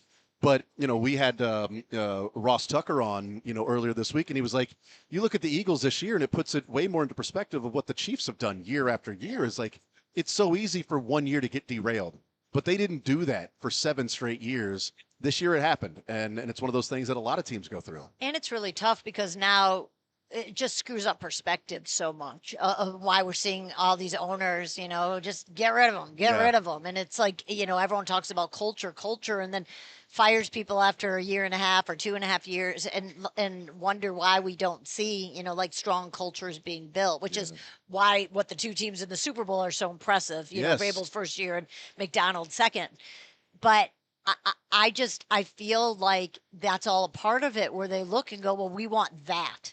what we want, what the Chiefs have. That's Mm-hmm. really hard. And the patience and remembering, what Andy getting run out of Philadelphia Yes. and and the patience that they had to build this thing. And I just don't know if we have that Yeah. anymore. I really don't. So I wonder in college football if we have it because of what Kurt Signetti did. I mean, yeah, he yeah. gets there. You won a championship at Indiana. Like every other AD across the country and every Power 4 school is going, well, why can't we do that? He did that. We're paying you $5 million a year. He was getting paid. Why can't we do? What's he doing that we're not doing here? Let's go find Kurt Signetti. Let's go get our next Kurt Signetti here. I mean, think about if we were sitting here at a business convention and it's just, if we were talking about all these different corporations and just firing CEOs every year to 2 years of like, why aren't you at the Pepsi level yet? Yes. Like a new one, like, why aren't Yes. you at the Toyota level yet? Like all Right. of that. And it's funny because it's some of the smartest business leaders who are these owners, Yeah. and yet for whatever weird reason, when it comes to building sports programs, I think we lose so much Yeah. of the common sense of what it takes to truly build culture, sustain cultures. What's the definition of leadership? Who is a leader? Like all of that stuff has just been, it's just been a bit of a mess. Yeah. Laura Oakman is our guest from Westwood One. So I think a lot of people across the country, certainly in Kansas City, became aware of the work you've been doing with coaches because of what came out with Matt Nagy when he had the profile done on him. And I called it sort of the Matt Nagy to get another head coach kind of tour PR campaign. We had known for a while that Nagy and the Chiefs were sort of going to go their separate ways. Yep. For whatever reason or another. I think Nagy just wanted to be on his own, Yeah. whether it be a head coach or even be an offensive coordinator somewhere, and it's his gig, right? He had It's not- never been a free agent in Yeah. his career. It's- yeah, so right. that, it's So bet that- on yourself, right? Yeah, Like exactly. yes. Yes. And so we all get an idea of what was going on and what you've been doing. When did you?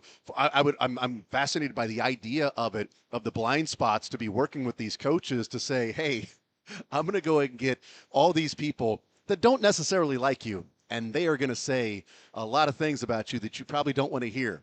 Do you want to sign up for it? That's hard to do. When did that idea and this whole thing come to your mind about working with coaches from that perspective? So I started about 10 years ago. It was a season that I was with the NFL on Fox, and we were working with a team who was in the cycle of recycling coaches, Yeah. head coaches. And they did it again. They got rid of a coach mid-season, and we had the game that week. And we're about to walk into the production company with the interim head coach. And before we walked in, I was with the PR guy, and I said, hey, before we put on the work hats, I just wanted to say, I'm so sorry. And he said, about what? And I said, because I know you guys are friends. I know the families are friends. So I know the kids went to school together. So I just wanted to say I'm sorry as a human. And he said, Laura, I learned a long time ago, I don't represent a person, I represent a chair. Oh, wow. And that stuck with me. And so Yeah. at the same time, that at the end of that season, Dan Quinn was named the Atlanta Falcons head coach. And the Falcons general manager introduced us as humans and said, you two should get to know each other. And I'm not sure why. And I told Dan that story as we got to know each other. And we talked about how can I help him. And I think luckily when I heard that story, when the PR person said it, I'd been in the business long enough to have friends who were coaches, friends who were the families and the wives. And so I got real protective and just said, how can I help? And so Dan and I have been together ever since then. When Dan got let go from Atlanta and he wanted to get to work right away on what he could have done better as a coach. And I said, can I take the other stuff? Can I take the stuff that maybe no one wants to tell you and Wow. that maybe you're not as comfortable with or people aren't comfortable telling you? And so that was 8 years ago, 7 years ago. I'd have to do the math now. Somewhere in there, 6 years ago. And ever since then, I've done a really good number of them for head coaches who've been let go, for coordinators, for coaches who are trying to get back in, it's for assistant coaches, just people wanting to get better. Yeah. And it's really hard, Jason. Oh. So not only it takes them about 6 to 8 weeks to cultivate a list, and then we go over the list of why people are on it. It can't be all your fans, but it Yeah. also has to be people you respect, Okay, that, yeah. and they don't know who said what. And it's, 75 pages of a lot of hard stuff and wonderful stuff. But I say that to say I could not have one done on me. My skin's not thick enough. I would be like, who said that? I know who said that. I'd be focused on that. And the great thing about Matt or Dan or any of the coaches I work with, it's all about what do I need to do to get better? Yeah. And so, so I've been doing those for a while. And then one of the biggest blind spots for head coaches is the staff. There's a group of 26 to 31, usually men, and being thrown in, and everyone's focused on the players. Nobody's putting much, pouring into the coaches. And so Dan kept saying, when you're ready to give up TV, like when you're ready, like come on over. And he said, why don't we have you develop the coaches? So we jump ahead of the blind spots. Oh, wow. And so it's been the most incredible year. And I can't stress this to you enough. All they want to do is get better. I've never had a more eager group. I've never worked with a group of people who are more sponge-like, who just go, can you help us get better? And for the last 10 years, I've been working with a lot of businesses and companies and trying to get men better. Yeah. And so it's really it's a really special. It's been a special season getting to do it. It's allowed me to go into staff meetings and team meetings and wear coaches gear and be a part of a team. And it's been really, really cool and given really good perspective to what goes on in the world that we really don't know. So Laura Oakman's our guest. So like say somebody specifically in Kansas City, Matt Nagy. Yeah. Does he reach out to you? Do you reach out? Does it like word of mouth? Like, well, Matt, if you're going to do this, maybe work with Laura Oakman. How does the connection happen to where he signs up and says, all right, I'm doing it. I'm doing the blind spots, and let me put my list together. Usually I've been doing it so long, so I know, like there's already a relationship, right? So, but no, I mean, I think for the last 10 years as my roster kind of grew where people knew I work with coaches, but didn't know anything more than that. And I'm very careful. I'd never go around saying, here's my card. Here's what I do.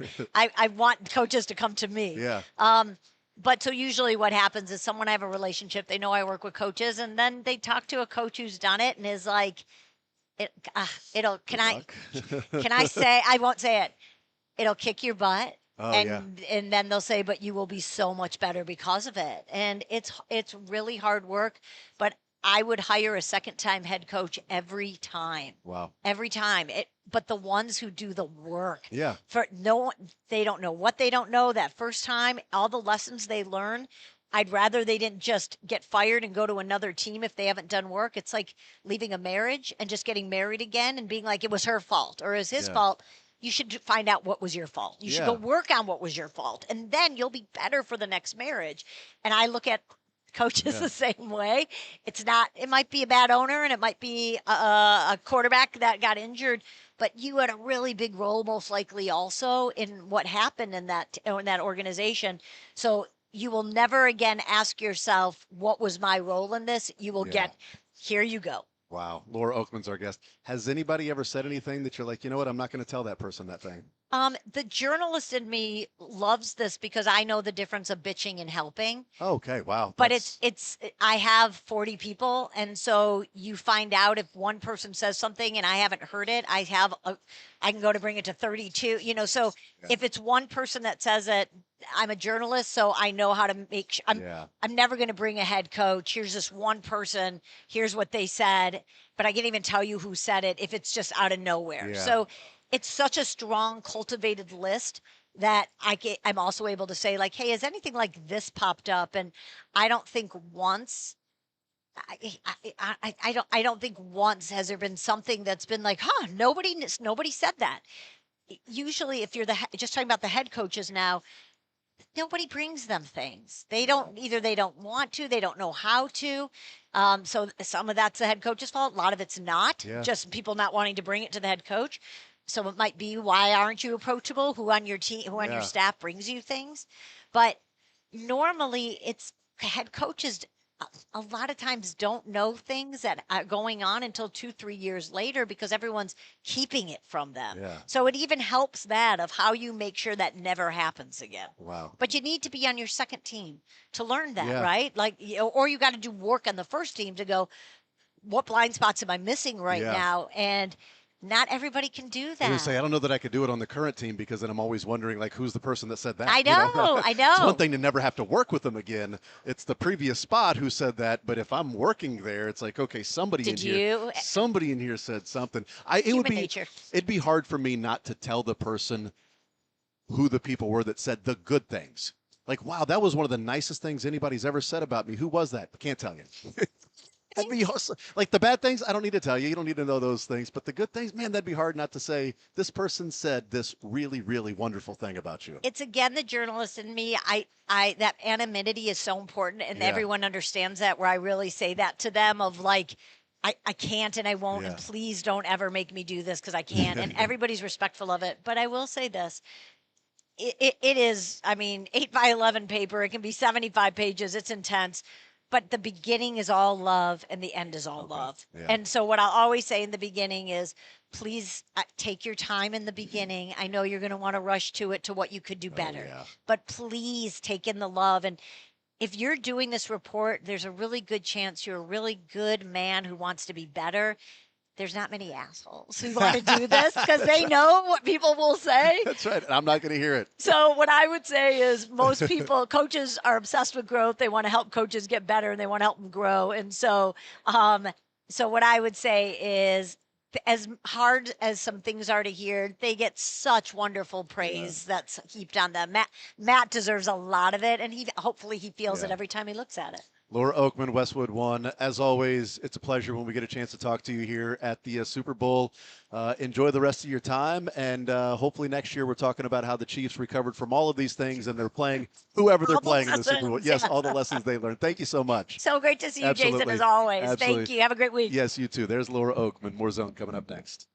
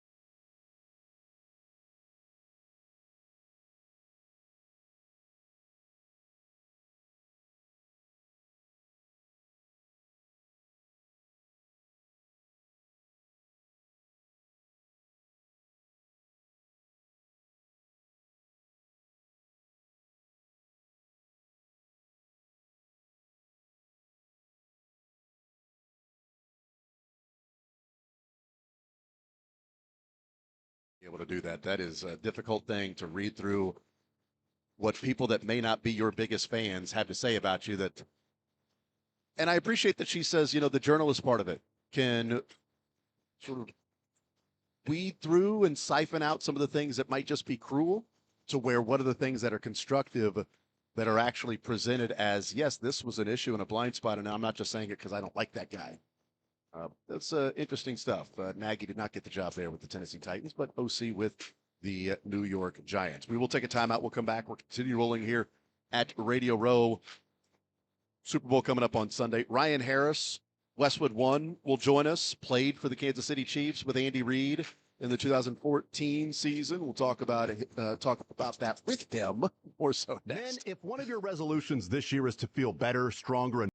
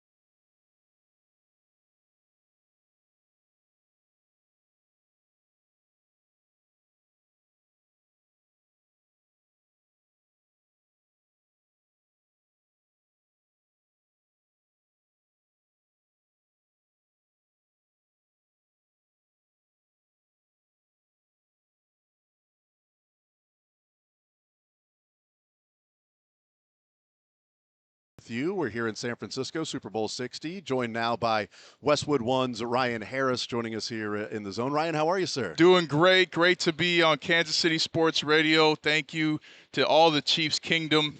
It was an honor to play there. Yeah. Big fan of Andy Reid. And the best offensive line coach in the NFL, Coach Andy Heck, Notre Dame graduate. Very, very grateful to be with you. All right, so let's go back to then 2014 with the Kansas City Chiefs and playing with Andy Reid. What was it like? What kind of coach was he? And what did you take away in that 1 year with the Chiefs? Well, number one, Andy Reid has the most incredible playbook. I mean, he's got traps from the 70s. He's got slant routes. He's got the wide zone, the man blocking schemes.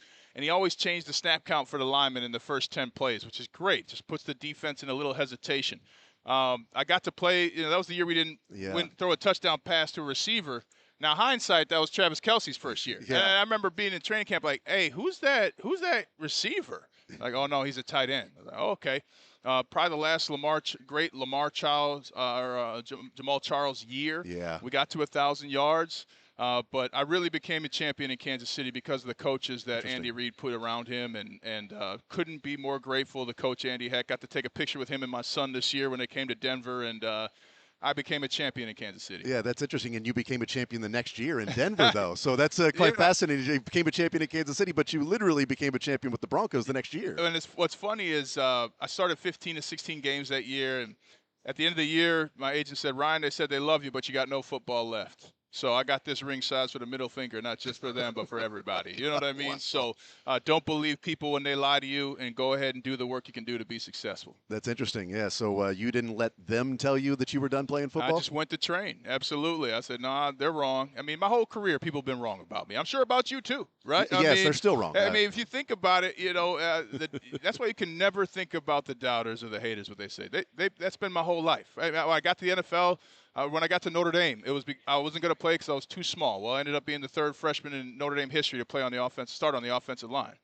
Then it was that I was too short when I got to the NFL. Then I started playing, and that was because I had soft bones, which is not a medical term. So, the doubt comes with success, and I've never concerned myself with those who doubt my abilities. I've heard of people that are big boned, but I didn't know there were soft bones out there. Yeah, I mean, and that was the last time the coach said that. I said, hey, one of the things, professional athletes, we put so much work into our bodies. If you say your body is inherently weak, there's going to be a problem between us. And so that was the only time that was said. But it's just an example of how many times people will be wrong about you when you're having your success. When did you, I guess, connect your story to be translatable to learning and teaching and motivating in moments for other people's lives and business and things like that? Well, I really learned that from my coaches who took the time from their families to teach me. And I think about, being in St. Joe's, Missouri. Man, it was so hot down there. And Andy Heck, this is what he does. This is a guy who, played in the NFL, is an offensive line coach. He goes, hey, Ryan, I think you're going to like this technique. We're in the salad line at the lunch. He's like, I think you're really going to like this technique. You don't have to try it all the time, but why don't you just try it a couple times and just tell me if you like it. Well, tried it, smoked the guy on defense. Dang it. I'm thinking about the salad. I'm on the field walking back to the huddle thinking about the salad bar. He taught me, right? Because in that moment, if he was like, Ryan, you need to do this. Yeah. I mean, there's a variety of different reactions, but giving people the opportunity to execute, to fail, and then to succeed, that's great. And to me, there are so many voices, whether it's in your family, it's in your friend group. When you want to do something outrageous, people are like, don't do that. They put their fear on you. I want to encourage people to go and get it. I want it, whether you're in business or whether you're in sports, whether you're in teaching, like you decide what your mindset is and how you're going to affect other people. And I want to give back to those and encourage those to go achieve their dreams. Ryan Harris is our guest from Westwood One. The Chiefs had a guy move last year, rookie year in 24, from left tackle to last year he became left guard and really excelled. They traded Joe Thuney, and Kingsley Suamataia moves into left guard and played really well. There is a common opinion, and I want to get your thoughts on this. There's a common opinion of, well, he wasn't that good at tackle. Move him to guard, he'll be fine. How difficult is it for Kingsley to do what he did from being a guy that was outmatched at left tackle? It wasn't going to be his career, and the Chiefs said, left guard's a spot for you. They recognized it, and he excelled. He was really good this year. Well, that's an example of Andy Reid and his phenomenal coaching staff. I mean, Mariano Rivera failed as a starting pitcher. He's the greatest closer of all time. John Elway got benched in his first game, right? I mean, so just because you have a failure doesn't mean you are a failure. And credit to the Chief staff for figuring that out and putting him inside. Now, as a tackle, I'll tell you, it's a little easier, right? You got help every play. But it's a willingness that you can't coach. And that's the best thing you can say about him. Yeah, visiting with Ryan Harris. There are two sort of defensive teams playing in the Super Bowl. You played in the Super Bowl with a sort of defensive team. Peyton was there, but man, that defense, that Broncos defense was so freaking good, man. Yeah. And Von Miller, the MVP. What do you see when you see these two teams that are sort of a little defensive minded? When you've been an offensive guy so long, and there's been all of these offensive teams that have come along and won the Super Bowl. Well, the Seahawks defense, I think, is a little better now. Technique-wise, the Patriots are more sound. This is going to be a closer game than people think, and the Patriots have good defensive tackles. Something we had the year we won the Super Bowl too. But at the end of the day, you got veterans on the Seahawks defensive line. I mean, Leonard Williams, he took the last week and a half off to make sure his body was in the perfect shape to dominate on Sunday. I mean, when you are a veteran player and you get to the Super Bowl, you're not talking to your family. Hey, I gave you your tickets. I'll see you on Sunday. This is the only shot I've got. So to me, with the more experience on the defensive line, as well as the player Eman Wari for the Seahawks, I think the Seahawks edge it out. But both of these defenses, you have to be technically sound, and you have to be willing to give up a first down. I mean, everybody thinks the defense shouldn't give up a first down. It's going to happen, right? You're going to give up a touchdown. What do you do next? And that's what both of these defenses do a great job of, and that's why they're in the Super Bowl. Who do you think wins? I hate to say it. I think the Patriots win. Oh, really? Okay. I want the Seahawks to win it. I'm a big Seahawks fan. I got coaches on that staff. But I tell you what, these Patriots have been down in the last two games they played in the playoffs. What happened? Yeah, they won. I mean, they're just willing to do it. And what everybody's missing, Josh McDaniels drafted Tim Tebow. They're playing Tim Tebow football right now. Interesting. It's not a bunch of high-flying passes, but they're going to win in those situations, and that's the difference. All right, we'll see what happens. Ryan Harris, Westwood One. Thank you so much for stopping by. I appreciate it, man. Absolutely. Great to be with you. Absolutely. There's Ryan Harris joining us with Westwood One. You hear that right here on Sports Radio 810 WHB. We'll have the game coming up on Sunday, all of the pregame, and then the actual broadcast, the halftime and postgame and everything that goes along with that with those fine folks over at Westwood One. Sunday, Monday, Thursday night football as well. And a guy that played for a year for the Kansas City Chiefs. And it is interesting from a player's perspective versus those of us on sort of the outside looking in, because Jeff Stoutland became available as of yesterday, the Philadelphia Eagles offensive line coach. And when that happened, when he came out and said, and released it, that my time as an Eagles coach has come to an end, it was an interesting way of phrasing it, because it wasn't like, I can't imagine, the Eagles weren't going to fire Stoutland. He's the best offensive line coach in the game. And he's not retiring. He just said, my time as Eagles coach has come to an end. He didn't say my time in coaching has come to an end. So as soon as that became public news, there was this certainly me. I didn't even have to be on Twitter to guess what the reaction was. But my reaction was, okay, what does it take? Blank check to come in and be the offensive line coach. And I know there are some players that love themselves some Andy Heck. And that's fine. And Ryan Harris thinks that, Andy Heck is the best offensive line coach in football. I think there are a lot of people that would say that Jeff Stoutland is the best offensive line coach in football. And I would love to see the Kansas City Chiefs bring in the guy that got the most out of Mekhi Becton, that turned a rugby player in Mailata into one of the best left tackles in all of football. He's widely considered of the best. And maybe in 2014, when Ryan Harris played for him, Andy Heck was the best offensive line coach in football. Maybe that was the case 10, 11 years ago.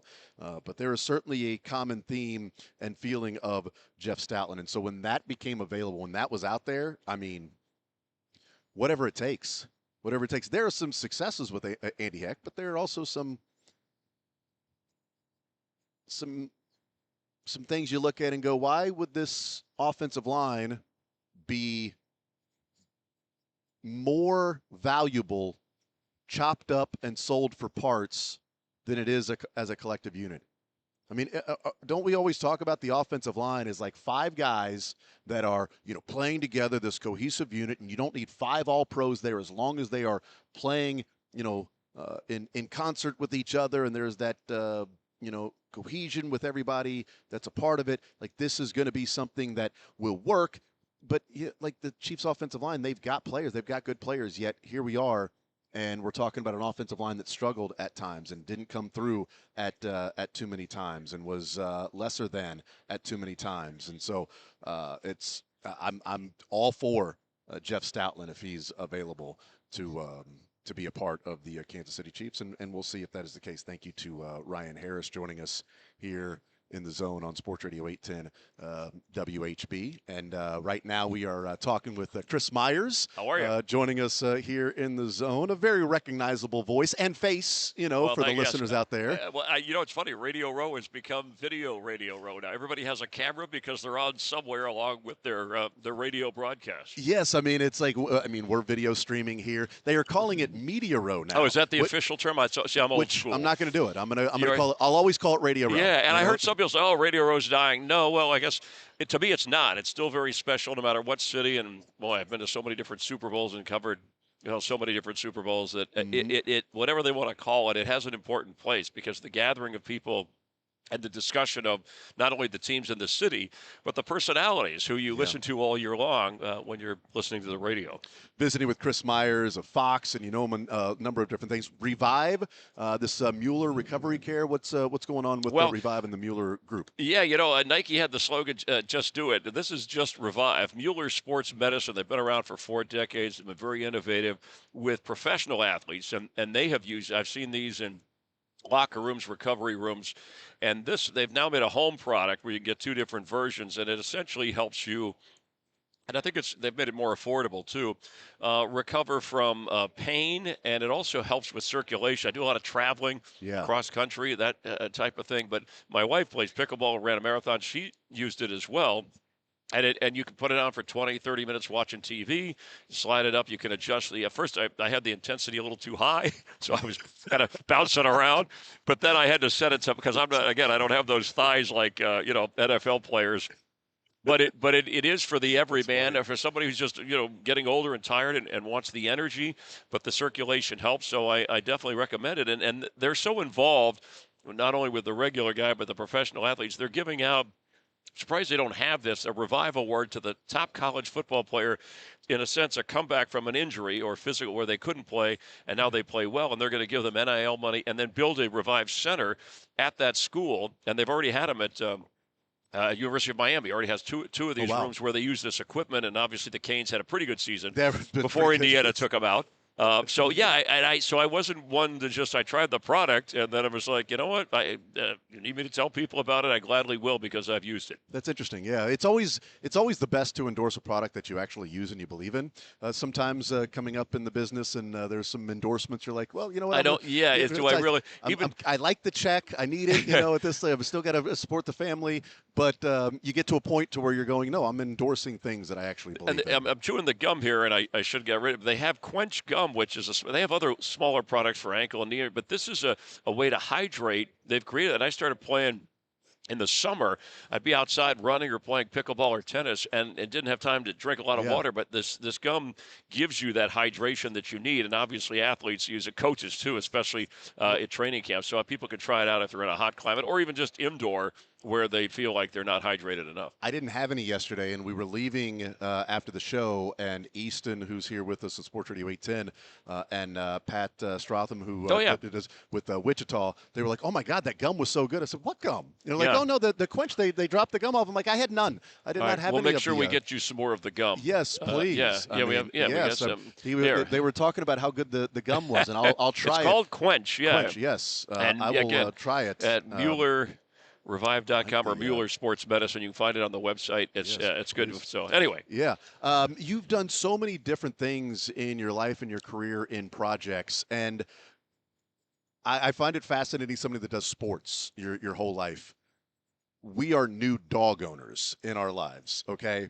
So congratulations. Thank you. For the first time ever, we had on TV the Westminster Dog Show. And it was the 150th. Yeah. And I'm watching and I'm going, I'm looking up on my phone, like what different breeds of dogs. Right. How long is it just you're now so used to it, so it's sort of through osmosis? Or how do you get ready for somebody that's a broadcaster for that show that's all about these magnificent breeds of dogs and knowing all of that? Yeah, and thanks for watching, because I never was into the showing the dogs. My wife helps and family with rescue animals and connecting dogs with families. I always grew up with a dog in the family, but they were, mixes, whatever, if they needed a home, strays, just something. And so when this came up and Fox had it, FS1 in this case, and they'll rerun it, I said, I'd love to do it. I said, I'm not an expert on this, but I'll study and prepare with a former, a judge or somebody who shows, like you would a former player or a coach.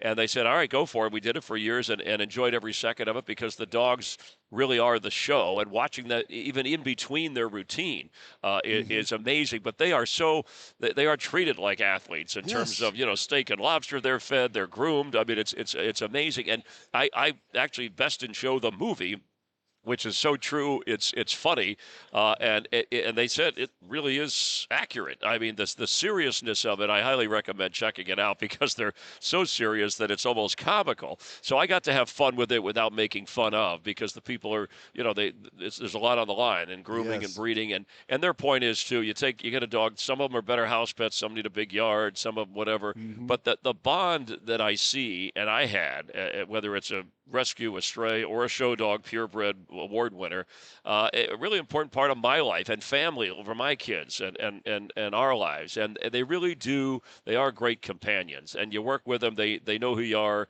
and they've done many historic things. I mean, whether the history, and that's the other thing I learned through wars and through medical emergencies and through the drug bust, the importance of having a dog that does its job, and then also just a pal to have around the house. Yes, I watched it. I'm like, wow, Chris. I mean, That's cool. He does so many different things. By the way, the I don't know, the final 7 group winners. Were you happy that the Doberman Pinscher won? Because I have people different. I wanted the old English sheepdog, and I wanted the.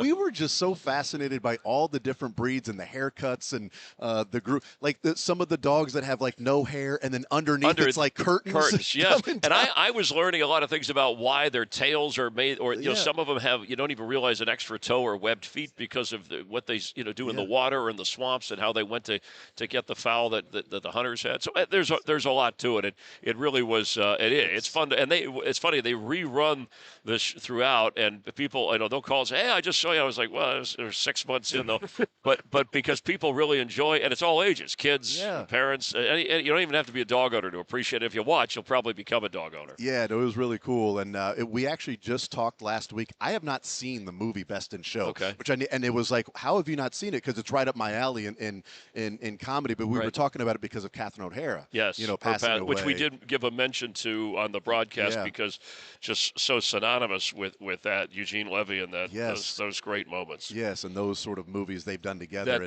Through the old SCTV. I mean, just great talent and impressions. I was meaning to watch it last weekend, but my wife and I, neither of us have seen it. We're like, all right, we're going to watch it, but then kids and other things happen. And we didn't get around to it. If you get a chance, it starts a little slow, but then since you've watched the other dog show, you'll crack up at some of the funny things. We are 100% going to watch it. Chris Myers is our guest. Is there I don't know if it's like choosing your kids, but is there an assignment, a job that you do now, the broadcasting, the hosting, that you enjoy, more than others? Well, I always, to me, covering the Super Bowl and being what I've done with Fox, covering, I've been the sideline reporter, calling NFL games. To me, the NFL is was my first passion. I've gotten into auto racing over the years with NASCAR and the Indy 500. Enjoy that. I've always been a baseball fan. I really have been a year-round since I started as a kid, and then worked in radio as a teenager of loving all sports. But the NFL, America runs on football. I mean, let's not kid ourselves. And the NFL, the Super Bowl is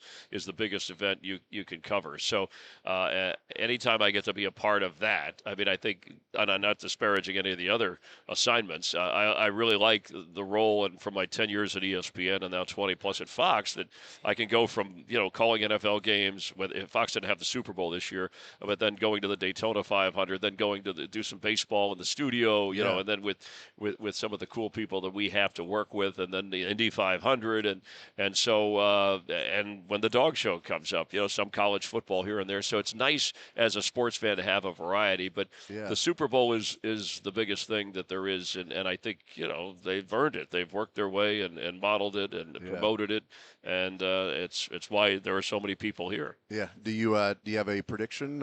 I called a Seattle game early, and I called 2 different Patriot games, and got to know Drake May, and I think a warmer, friendlier, and a smarter head coach with Mike Vrabel, because I had called some of his games in Tennessee, and these are likable Patriots. I know people were tired of the Chiefs, right? And then they were tired of the Patriots back in the day because they win so much, and that's a compliment to them. But I think Seattle's defense will be the difference. I think that their secondary Patriot receivers may have trouble creating separation if New England doesn't run the ball. If New England is to win it, Drake May, second-year quarterback, who's got a lot of ability, hadn't shown it a lot in the postseason, but he'd have to have a Tom Brady-like game to win. But I think the Seattle defense, the running of Walker, and just the solid play of Sam Darnold, I'm looking like at a 27-20 kind of Seattle victory. That's kind of where I would lean on this. I wouldn't be shocked if New England won it, because I think Vrabel will look for any coaching edge he can find. Yes, that's true. And he's got a talented quarterback. If you have that with a lot of ability, and he's only going to be better. Yeah. Chris Myers is our guest. Westwood One, or Fox, and the Westminster Dog Show, FS1. It's so cool, man, to see all the different things that you show up on and are able to seamlessly go through and just present those along the way. It's fantastic. Yeah, because you enjoy each different assignment. You have to treat it like its own special show. Oh, yes, that's right. And that keeps you sharp, too. It keeps me sharp to have to study and prepare, even if I've done it 100 times or I'm doing it for the first time. No, it's a good point. Yeah, if everything is that own special show, then that and that's why even the dog show was like, I've covered a Super Bowl, a World Series, and then I'm like, wow, this is something cool, because I like dogs, and I didn't realize how involved, even getting into auto racing. I mean, the car industry and our car world has changed. We have driverless cars now, but NASCAR racing and IndyCar racing, F1, the way that they have, I think, exploded onto the scene here. That's been fun to be a part of as well. Chris Myers is our guest. Chris, thank you so much for stopping by. I appreciate it. Thank you, too. Enjoy Absolutely. the Super Bowl yes, anytime. you All too. right, take Fox's care. Chris And enjoy Myers. the gum, by the way. Yes, I'm going to. I'm going to try it right here when we go to Okay. break. That's right. There you go. There's Chris Myers joining us. We will take a timeout. We continue rolling here on Sports Radio 810 WHB. We were at the Super Bowl, and, yeah, we really did enjoy the Westminster Chart. We'd never really watched it before until I had a dog and then checked it out, really enjoyed it. We'll take a timeout. We'll come back, and we will hang out with ESPN's Evan Cohen, who – you hear on ESPN Kansas City, the first hour of the show as well, on with the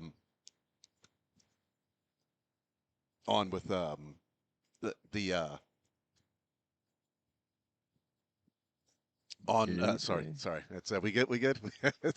I was very distracted. I'll explain while I was distracted. Okay, you ready, Michael? You ready? While I was distracted. You ready? You hear me while I was distracted? I'm ready. Okay, so.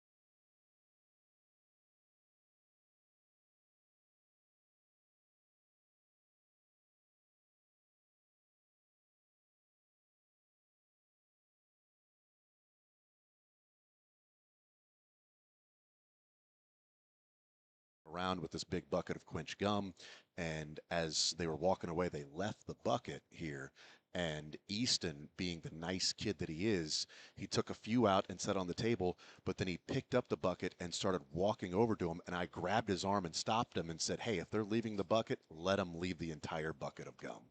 So they walked away, and I grabbed the bucket of gum, and it's sitting next to me. And now we've got a bucket of quench gum that these guys are very excited about. And if it's a rehydrating gum, then sounds like the Kansas City Prospects and the boys that are playing some baseball might be enjoying some of the quench gum while they're out there playing some baseball. How about that? We'll take a timeout. We'll come back. Evan Cohen, ESPN, joins us next.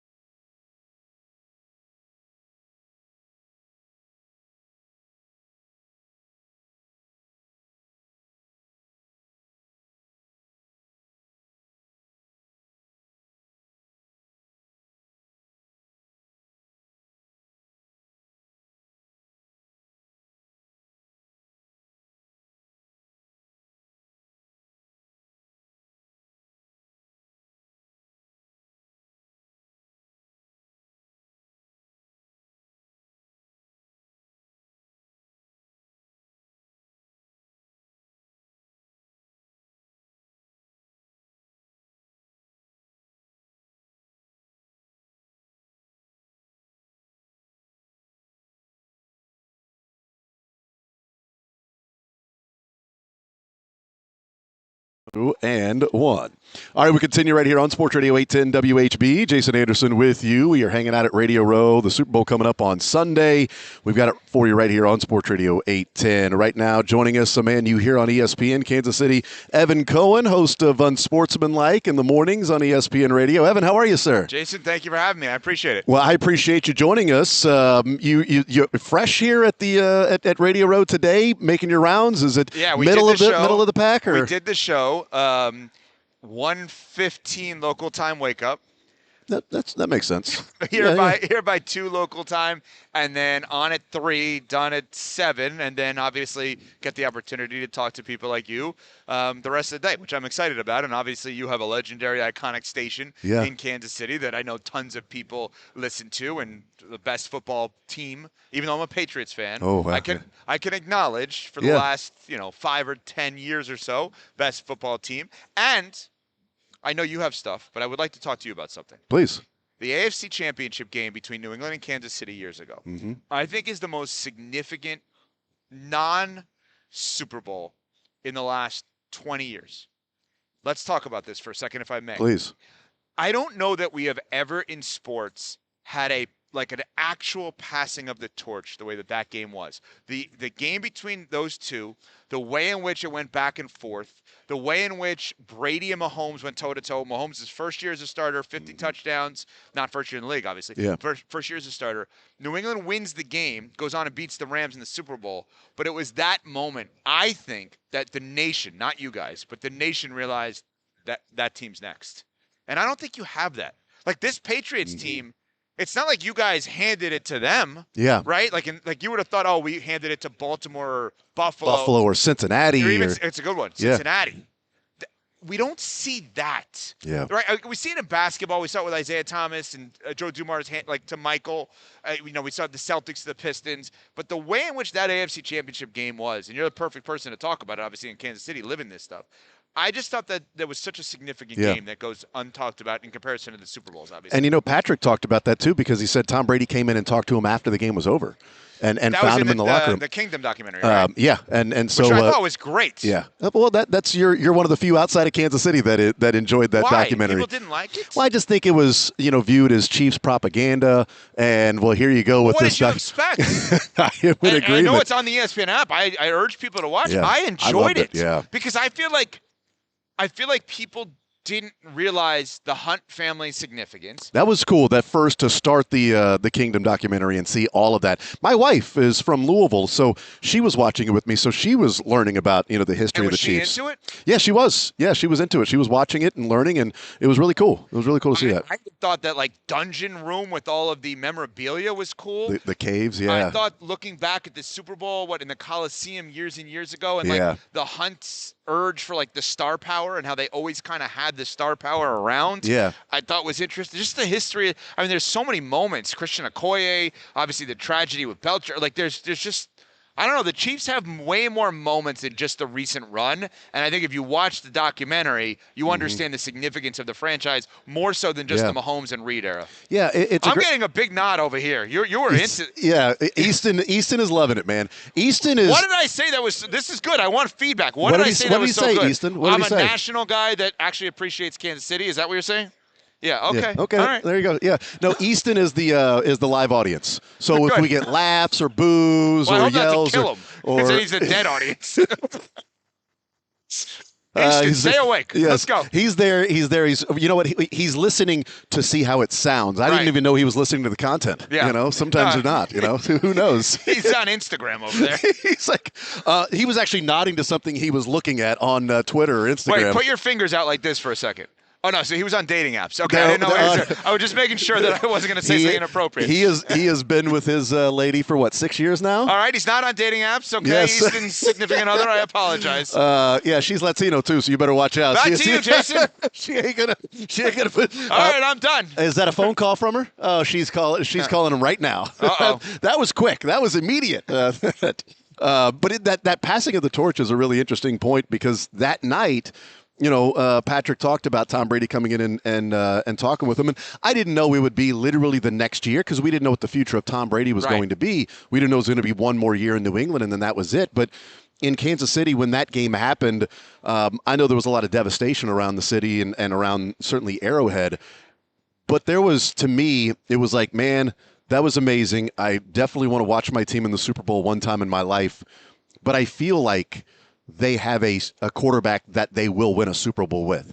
I don't know when they're going to win a Super Bowl, but I am convinced for the first time in my life that they will hoist the Lombardi Trophy because of number 15 and Andy Reid and that connection.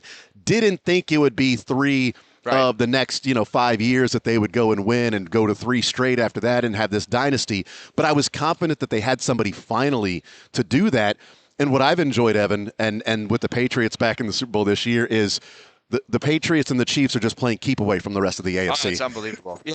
Well, it's funny you say that about, like, I thought we'd have, and speaking as you in this case, I thought we'd have a quarterback that would take us to a Super Bowl. Didn't know when, didn't know how often, didn't know if we'd win, but I'm confident he'll get us there. Yeah. That's what I felt like about May as the year progressed. I just didn't think it was this year. Yeah. That's just interesting. I wasn't convinced at all. If somebody asked me the other day, like, when did you know as a Pats fan it was going to happen? I said, well, when they beat the Broncos. That's what I knew. Like, I was never actually overly confident because I feel like this is a year ahead of time. Just back to that game for a second when you're talking about Brady post-game. So they had another game. They played against the Rams in the Super Bowl. They won 13-3. The next year was Brady's last year. People think that was his last year. He played a full another year with the Patriots. They lost the Titans and Vrabel, ironically enough, in the playoffs. When I think about the last night of the Patriots dynasty, it was the Kansas City game. They won the Super Bowl the next game. That was the last game that I'm like, that's a Patriots game. How I've known it for the past 20 years. And I don't think the Chiefs are close to that, but there will be that moment in the next decade where you will look back on it and say, that was it. That was the last night. And it may not be the obvious one that everyone else thinks. I think that game against Kansas City was so important, and I have so much respect for the Chiefs organization. I really hope it's not for He's a while. good, right? Yeah. Yeah, he's into it. I hope it's not for a while, but if we are looking back on a decade and say, the Chiefs never made it back to a Super Bowl, which would, be rough. But if we're talking about that, I think I would point to the Buffalo Bills AFC Championship game last year before they went and lost to the Took Eagles. so much out of them. I mean, it was as great. The numbers don't back it up in terms of like a quarterback rating. QBR is there, but the way Mahomes played in that game, to play as perfect of a game as you could play that night against the Bills when the Bills were the better team and to win that game, which is sort of annoying in people looking at the Eagles Super Bowl and saying, well, look how bad Mahomes was. As if the Chiefs were to lose to the Bills, it would be better for Mahomes' legacy because he wouldn't have lost in the Super Bowl. But he played so almost perfect football against the Bills for them to win that game and to advance. If they never get back, it would be like that's the last sort of quintessential Mahomes, Reid, Chiefs. They just don't lose in those big moments. They find a way to win. Jason, what you just brought up is the ultimate sports argument relative to, like, I'm a huge MJ guy. I don't even like getting into the MJ versus LeBron stuff because it drives People me nuts. don't talk about, why don't we have MJ LeBron? I do that every once in a while. Right, Like, you know what I was thinking about last night, Evan? Why have we never talked MJ versus LeBron? This seems like it's a big conversation that should be had. But here's the thing. Nobody does this. To the point you were just making, LeBron loses because of how many finals losses. So if he had less finals appearances, it would actually look better. There is an argument. I'm not ready to make it yet because Mahomes, I think, is going to win multiple. But there is an argument that you could look back and say maybe they would have been better losing to the Bills in theory, not in practice now, 10 years from now, because then you don't have a Super Bowl loss under your belt. I can't operate that way in the moment because of Mahomes. I still think you haven't even gotten to like the second arc of this run. There's a whole other run whenever it is that Kelsey and Chris Jones and et cetera move on. And obviously Bieniemy coming back feels very much like Josh McDaniels going back to New England. I mean, there's been – how many people have been there like throughout this entire run now? It's not as many, right? Only a few. It's Kelsey, it's Chris Jones, it's Patrick Mahomes. Brendan Daly. It is the defensive line coach. The coaching staff for a large part has been there. Butker and Winchester are the long snapper and the kicker, the tight end, the defensive tackle, and the quarterback. And then a number of the coaching staff are the ones that have been here from 2018 on to now current. So yeah, so it's few. But you're gonna now have yeah. Then it's like, does Tyreek Hill come back? My assumption is the moment the Dolphins release him, everyone's going to be talking about him going back to Kansas City. I'm not saying he's going to be, but then you start doing what New England did, where it's you're getting the old guys back on a cheap price. 2 years from now, if Joe Thuney prices himself out in Chicago, do you get him back on a lesser deal, obviously, to come back? And he was, he is great, and he was great, obviously, in Chicago. He's just the ultimate winner. I just think watching this Chiefs team evolve over the next few years is going to be fascinating because I don't think you're close to done. Did you think there was a second run for the Patriots dynasty after the first one, and then there was a little bit of a lull? Here's the difference. This year's Kansas City never happened in New England. They never missed the playoffs. Except for the Brady injury year. Right. And the Mahomes injury was too late yeah. to kind of compare and contrast that way.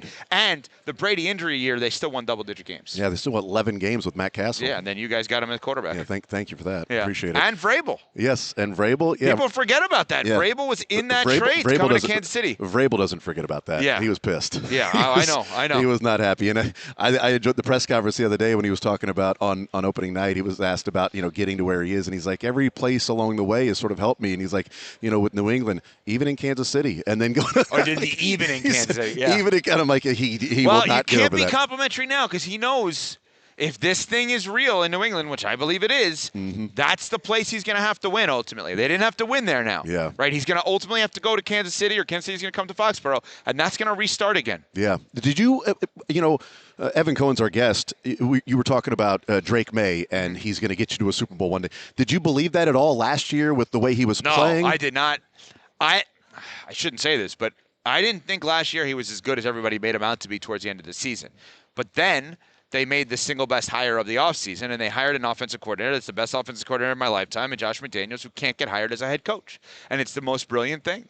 And it's not for the same reasons, and it's not right. But Eric Bieniemy is not going to be hired as a head coach. Unfortunately, we've learned that. So if I'm Andy Reid, that's a set it and forget it.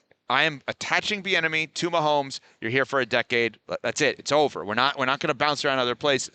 And so I think that the moment McDaniels got his hands on May, and knowing now that's not going to change because it's not like these other teams are going to come after this guy because of the failed stops previously. That's when I started to say, I'm seeing things in a way that I understand what McDaniels does with quarterbacks, and like, oh, he's doing this to get to that next step, and it's not going to stop because he's not going to play. He's not going to play for Jason this year and Evan next year. That's not going to happen. So that's when I started to get convinced this progress is happening. I think I feel the same way about Spags, in that Spags is there, so hired, good. Not going to be a head coach, but a fantastic defensive coordinator and one of the best. Yeah, I should have brought him up. That would have been. And McDaniels and Spags were together in St. Louis for the Rams for a year. Yeah, that's interesting. When Spags was the head coach. That connection. Who do you got winning the game? Well, I do have a dog in the fight, unlike Brady, What? I guess. So I'm going to be rooting for the Patriots. Unlike Brady. I don't understand that. How's Boston? How's Boston experiencing Tom Brady lately? Everybody seemingly is going crazy on it, and like we did it a lot on our show and on Sportsmanlike on ESPN Radio because Chris Canty had a great take on this. He said you have to, and he played 11 years in the NFL and won a Super Bowl with the Giants, and he said you have to understand the competitive nature of the greatest competitors never leaves. So in Brady's mind, he's still competing, but now he's competing against his legacy versus the current version of it, which sounds to people like average everyday people like you and I like, what? You're the greatest ever. There's no competition. You're good. And yet he's probably still competing. Yeah. That's why he's the greatest ever. Well, and I wonder if Brady, how high Brady views that Bucs Super Bowl in his mind because of separating from he and Bill Belichick. Maybe, yeah. I mean, I think that it's just the whole Hall of Fame thing is so ridiculous because, like, I said all week, last week, I said, if Andy Reid had Spygate, he'd be in. But because Belichick is who Belichick is and people don't like him, they're not voting him in. Yeah, I completely agree. And so and how does Andy get in, though? Yeah. If you're not going to put Belichick in first ballot, how does Andy get in? I'm with you, and maybe he it's should, obviously. Yeah, maybe it's a different voting thing. I think just make it a yes/no. Just make it individual yes/no. Don't not minimum 1, maximum 3. What just if it's yes/no, one time only? Yes, I mean I'm good with that. I mean last year it was yes/no. Last year was up down. So Mike Holmgren got a real shot with all 50 voters. Is he in or is he out? Yes/no. They didn't get to the 80%. Okay, if it was yes/no, Anderson could get in, Roger Craig, whoever, but I think Belichick would have absolutely been in. But even Vahe in Kansas City, who I'm a big fan of his, I disagree with his reasoning for why he didn't vote for Bill Belichick. But even he was saying, look, I'm voting for these guys because Belichick's going to be back. These guys aren't. Well, it's a flawed process, but you're also not there to sort of litigate the process and sort of make some sort of an example. You're there to put the best in that is deserving. But yeah, I think, and I've made the case with Salvador Perez. People may argue, is he a Hall of Famer or not a Hall of Famer? I think he is, and I think the voters will absolutely put him in because he's one of the most enjoyable people to be around, and he loves everybody. That shouldn't matter. It really shouldn't, but it's going to for him. He's going to get in the Hall of Fame, and I'm good with it as a Kansas City Royals fan, and seeing Salvi, every day throughout his career. When did he was there for 15, right? He was there for 15. He came up in 12. He's been the guy throughout this whole run. Yeah. And he's just he plays baseball the way that you think of playing baseball when you were a kid. Yeah. Like he said so many times, I don't want to take a day off because there's a kid in the stands that might be the only game he gets to come see me play. That's the Kobe line. Right, absolutely. And the writers know that. They love being around him. I think he'll get in for that. Maybe one of the reasons why Belichick didn't get in, which, as you said, shouldn't matter. Shouldn't matter, but we know it does. Do you have an MVP? I always default to quarterback. I mean, right? Yeah. I just think I wouldn't even vote for a non-quarterback for regular MVP. So how am I going to say a non-quarterback for Super Bowl? I'm going to write down Deion Branch. Yes. Well, that is true. Your wife would be happy about that Louisville guy. Louisville, yes, absolutely. Wentz Louisville, currently on the staff. She's a UK fan. Okay. On that fan. note, yes. she would not be happy with that. Nope, she's calling me now. Yeah, okay. Evan, thank you so much. I really enjoyed this. Absolutely. Appreciate it. Unsportsmanlike, you can hear it on ESPN Kansas City. More Zone coming up next.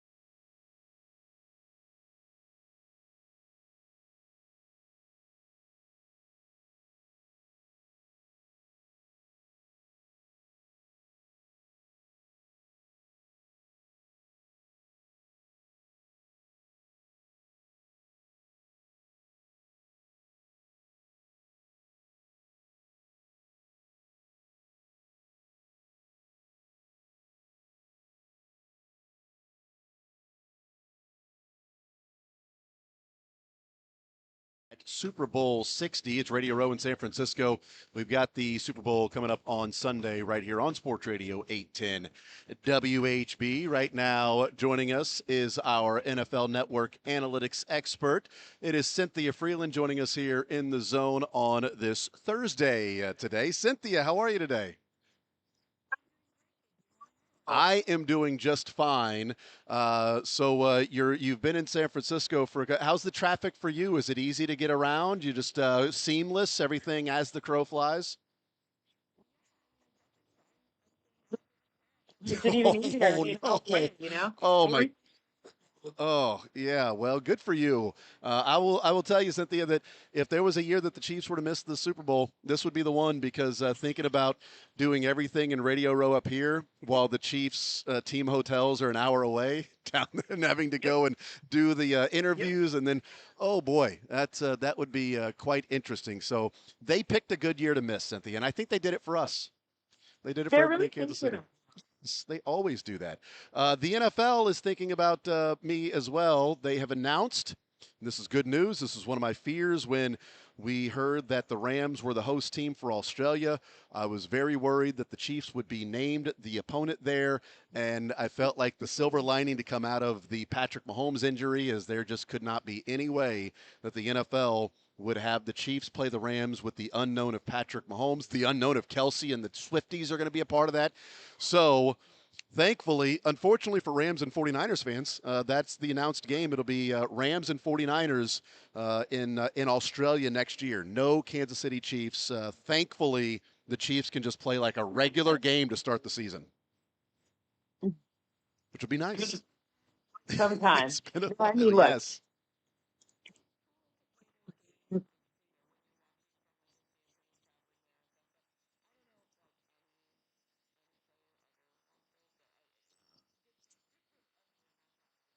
And I find it interesting. It's Rams and 49ers that'll be heading that way. And it makes sense as, West Coast teams and a shorter trip, shorter distance.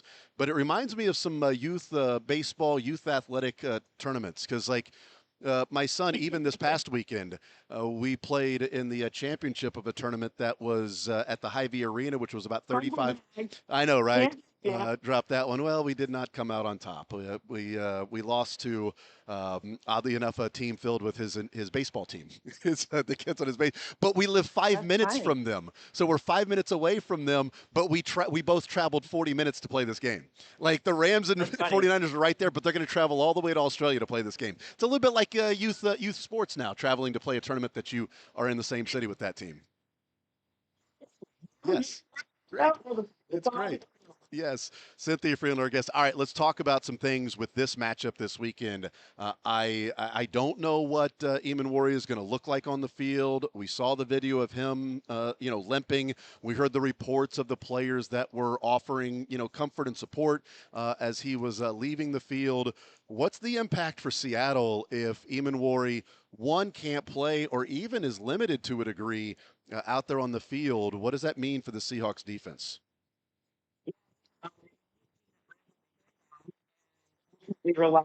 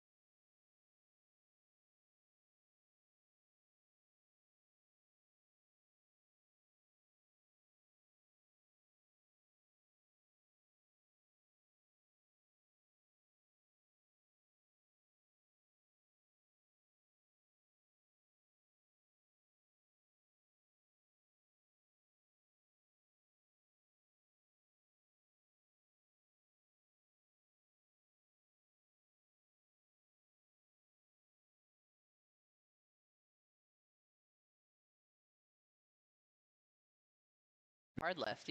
I've got here. I've only got like 3 or 4 left, so I'm good. Great, You know, great. hitting the stretch run. Hell yeah. Yes. All right, here we go. And this will be Thursday. Great. 3, 2, and 1.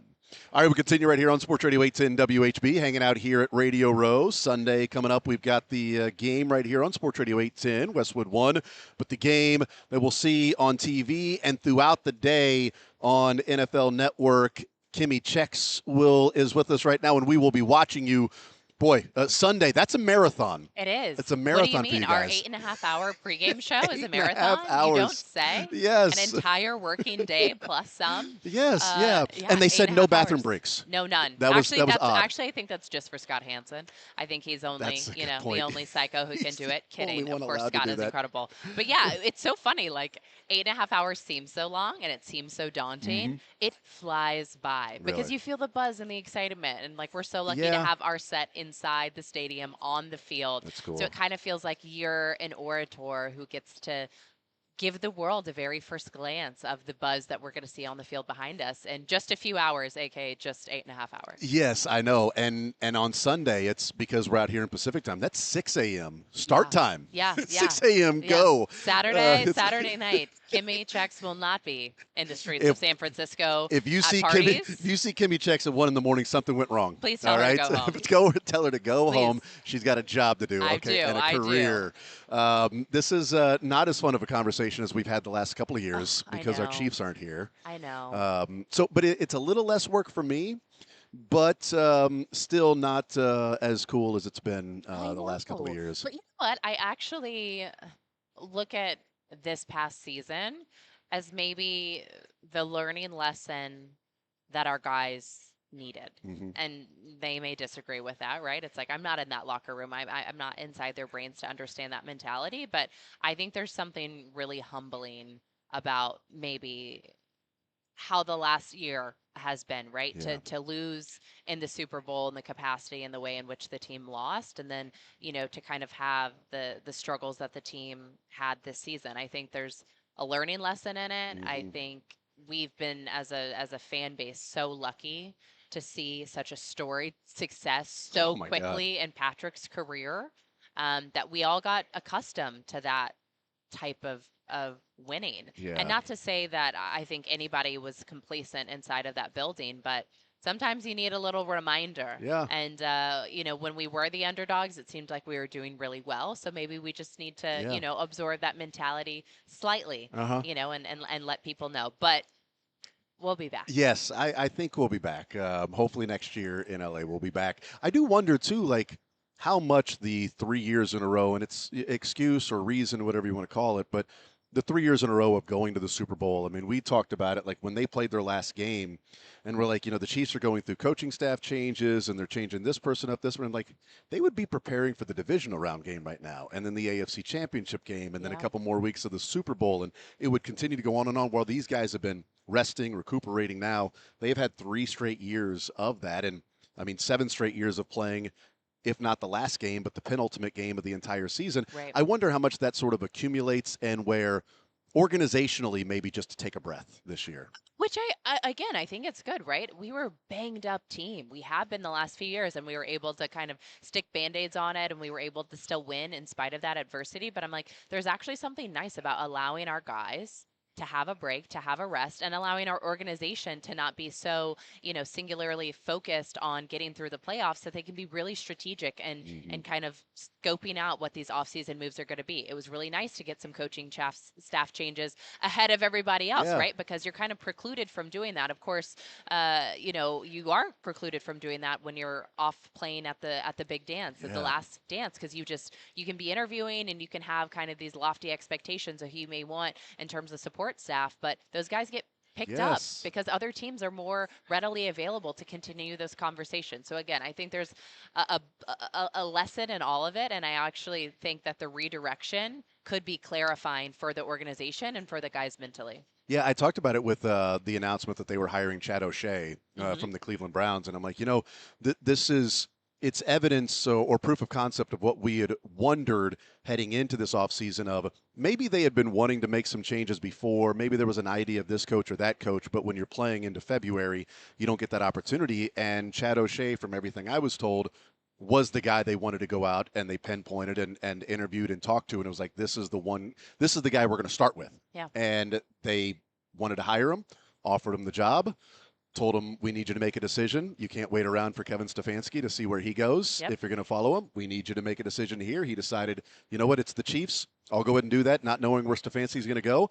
But Chad O'Shea's in Atlanta, I think, if the Chiefs are still playing. Yeah. And he's there. He's not the wide receiver and part of the passing game coordination for the Chiefs. So see, it's all supposed to happen how it's supposed to happen. And I think there's also probably a mindset of if you're consistently winning, like if it ain't broke, don't fix it. Yeah, right. But yeah. the NFL, we always need innovation and we always need evolution because I mean, this season is a perfect consequence of that. I don't think at the start of the season anyone thought that we'd be talking about the Patriots and the Seahawks and the big dance, right? Yeah. But it's a constant kind of like redevelopment of identity. And I think for so long we had been identified as one specific lane and in one specific way. I think it was our defense and, in Spags we trust, right? Even though Patrick was still being Patrick, but there was like a defensive mindset.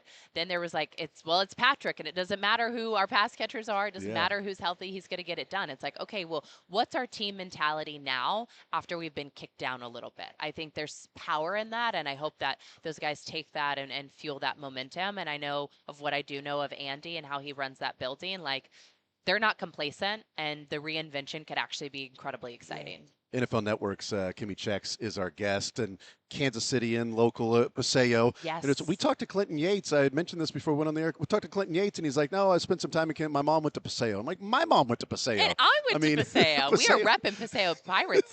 This is great. Paseo in the house. Kansas City. I mean, we're the best. Now I agree with that. There is no disagreement there. I think it was also a wake-up call for, like, last offseason and just in general talking about the Chiefs. My common point that we would make about if the Chiefs were drafting in the top 10 or if the Chiefs ever had a chance to draft higher in the first round, it meant something really bad happened to the wrong person, and let's not even mention it. But that's not what happened this year. Yeah. It happened at the end of the season, but they were already sort of eliminated at that point from the playoffs, and they ended up picking number 9 because of the final 3 weeks. I think Patrick makes a difference in those games, but I think it was a wake-up call as well that just because Patrick and Andy are there doesn't mean it's going to go to form or go to plan. It doesn't mean that the NFL has figured some things out that maybe the Chiefs were asleep on, or you were winning, so keep that going. I think it was a real wake-up call to, no, you can still have a rough season even with Patrick Mahomes being healthy through the first 14 games of that year and not make the playoffs, which would have been a real surprise to be told that before the season. I wouldn't have believed you. No, I don't think anybody would have believed that, and I don't think our guys would have believed that, or maybe even did believe that. And, it's interesting. I think they're all so optimistic and brilliant, but I think they're all really honest. And I think we saw in some post-game pressers, like some of their raw emotions, and even on their own social, right? About like, they were in a position that they weren't used to being in. Yeah. And I think you find your center in those moments. I think even speaking from like my own personal life in your personal lane, right? Like when your back's up against the wall, that's really when you understand what you're made of. And, to have the end to our season that we had, obviously, albeit with Patrick's sideline, but seeing that like even with him on the field, it didn't make a difference. I actually think that's a good thing for them to understand, because I think over the last few years, there have been some games and some situations where the assumption's like, well, we got Patrick and he's going to figure it out. Patrick is Superman. He is all of the things in the world, but we can't rely on one person to win the game or to be the one that's going to propel the organization forward. And I think it's a new perspective that is going to benefit them in the end. And maybe exactly 1 year from now, we'll bookmark this conversation and replay it and be like, see, we talked about this. They figured it out. Now it's all of these guys coming together, fully healthy, ready to go. Kimmy Checks is our guest. You also do the preseason games with KSHB, which is really cool. How much fun has that been for you from a career standpoint to be able to do that? It is, and I am not joking. It is the #1 favorite thing I do all year long. Like That's the cool. preseason with our crew is incredible. Trent Green is absolutely amazing, He's as you fun. guys know. Yes. Ari Wolf is incredible, and then working alongside Matt McMillan on the sideline, who's with Yeah. the Chiefs organization as the team reporter. The four of us are genuinely like such good friends. It feels like you're like going away to summer camp. Like, all right, we get 3 weeks on the road with each other. We're going away to summer camp. It's so fun to get to come home to Kansas City. Of course, this year we'll have 2 preseason games at Yeah. home in KC this Yeah, that'll upcoming be summer. nice. But it is the treat of our lives. And there was a moment this season, I think it would have been the first game, which was in Arizona this year. And we had talked to Patrick, Travis, Chris Jones, and Coach Reed.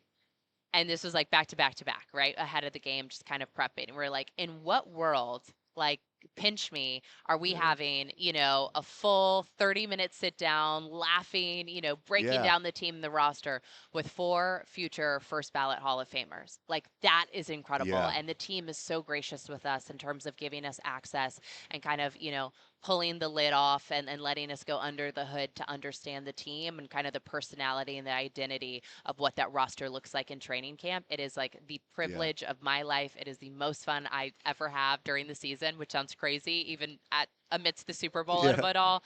Preseason has a really special place in my heart, and it means a lot to all of us. That's awesome. Kimmy Checks is our guest. 8.5 hours Yeah. on Sunday of some pregame, starting at 8 a.m. Central Time, 6 a.m. for you here. Early. Good luck with that. Thank We'll be you. watching and, Thank and you. checking it out from time to time. It is confirmed, no bathroom breaks. No bathroom breaks. I will So- say, and since we have 8.5 hours, like, people can go run out to the grocery store and That's get true. last minute snacks and then come back home, and we will still be on the air. Still So be whatever there. you've got, there is no excuse that you cannot tune in for some portion of our That's 8.5 exactly- hours yes. of coverage on Sunday. But it's going to be really fun. I think Yeah. it's going to be hopefully a really good and a special game. And if anything, we're going to bring the excitement. 8.5 Yes. hours long. Awesome. Thank you so much for stopping by Thank you and guys have for having fun me. Thank and you. best of luck. And next year, let's remember this Yep. conversation. Okay, Right mark now. this moment. Yep. Year Next from year, now. we're going to be saying who wins between the Chiefs and insert team here. Exactly. That's what Deal. we'll talk about. Yes, for Awesome. sure. Kimmy Checks. We'll take a timeout, come back, more zone next.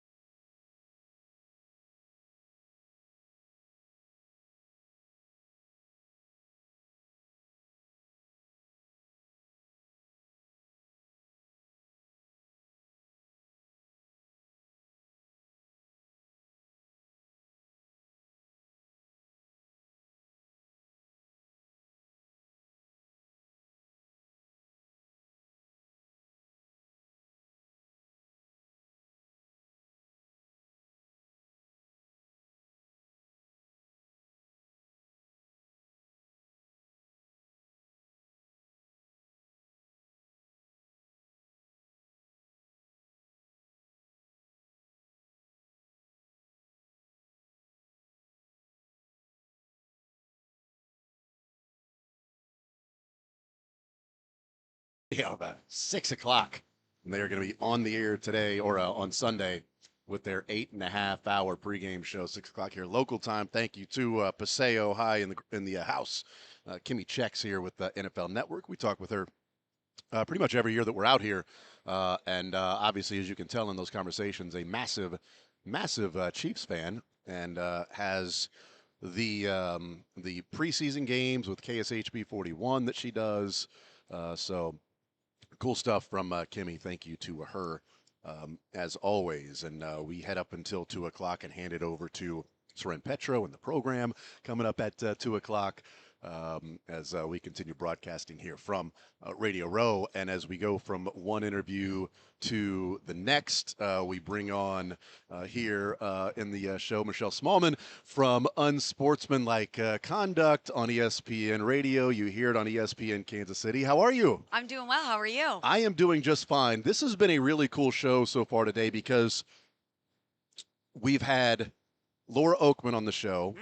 And then this hour alone, we started off with, and I know not a part of your network, but we started off with Cynthia Freeland. Very cool. Then we've had Kimmy Checks, and now we have Michelle Smallman. So the how about that for yes? How about that for a show today? Well, I love that. There's so many great women in sports media here on Media Row, and that's one of the cool things for me about being at an event like the Super Bowl is I love Evan and Cece, but we sit in a windowless studio every day. It's just us hanging out, talking sports. So being here, being in this environment, getting to see so many amazing members of sports media, connecting with so many great women in sports media has been really special and cool. Michelle Smallman, our guest, Unsportsmanlike, and so you mentioned Evan and Cece. We had Evan on earlier today. I'm sorry. And that I know, right? I said the same thing. I said he sat down. I'm like, oh, I thought it was Michelle.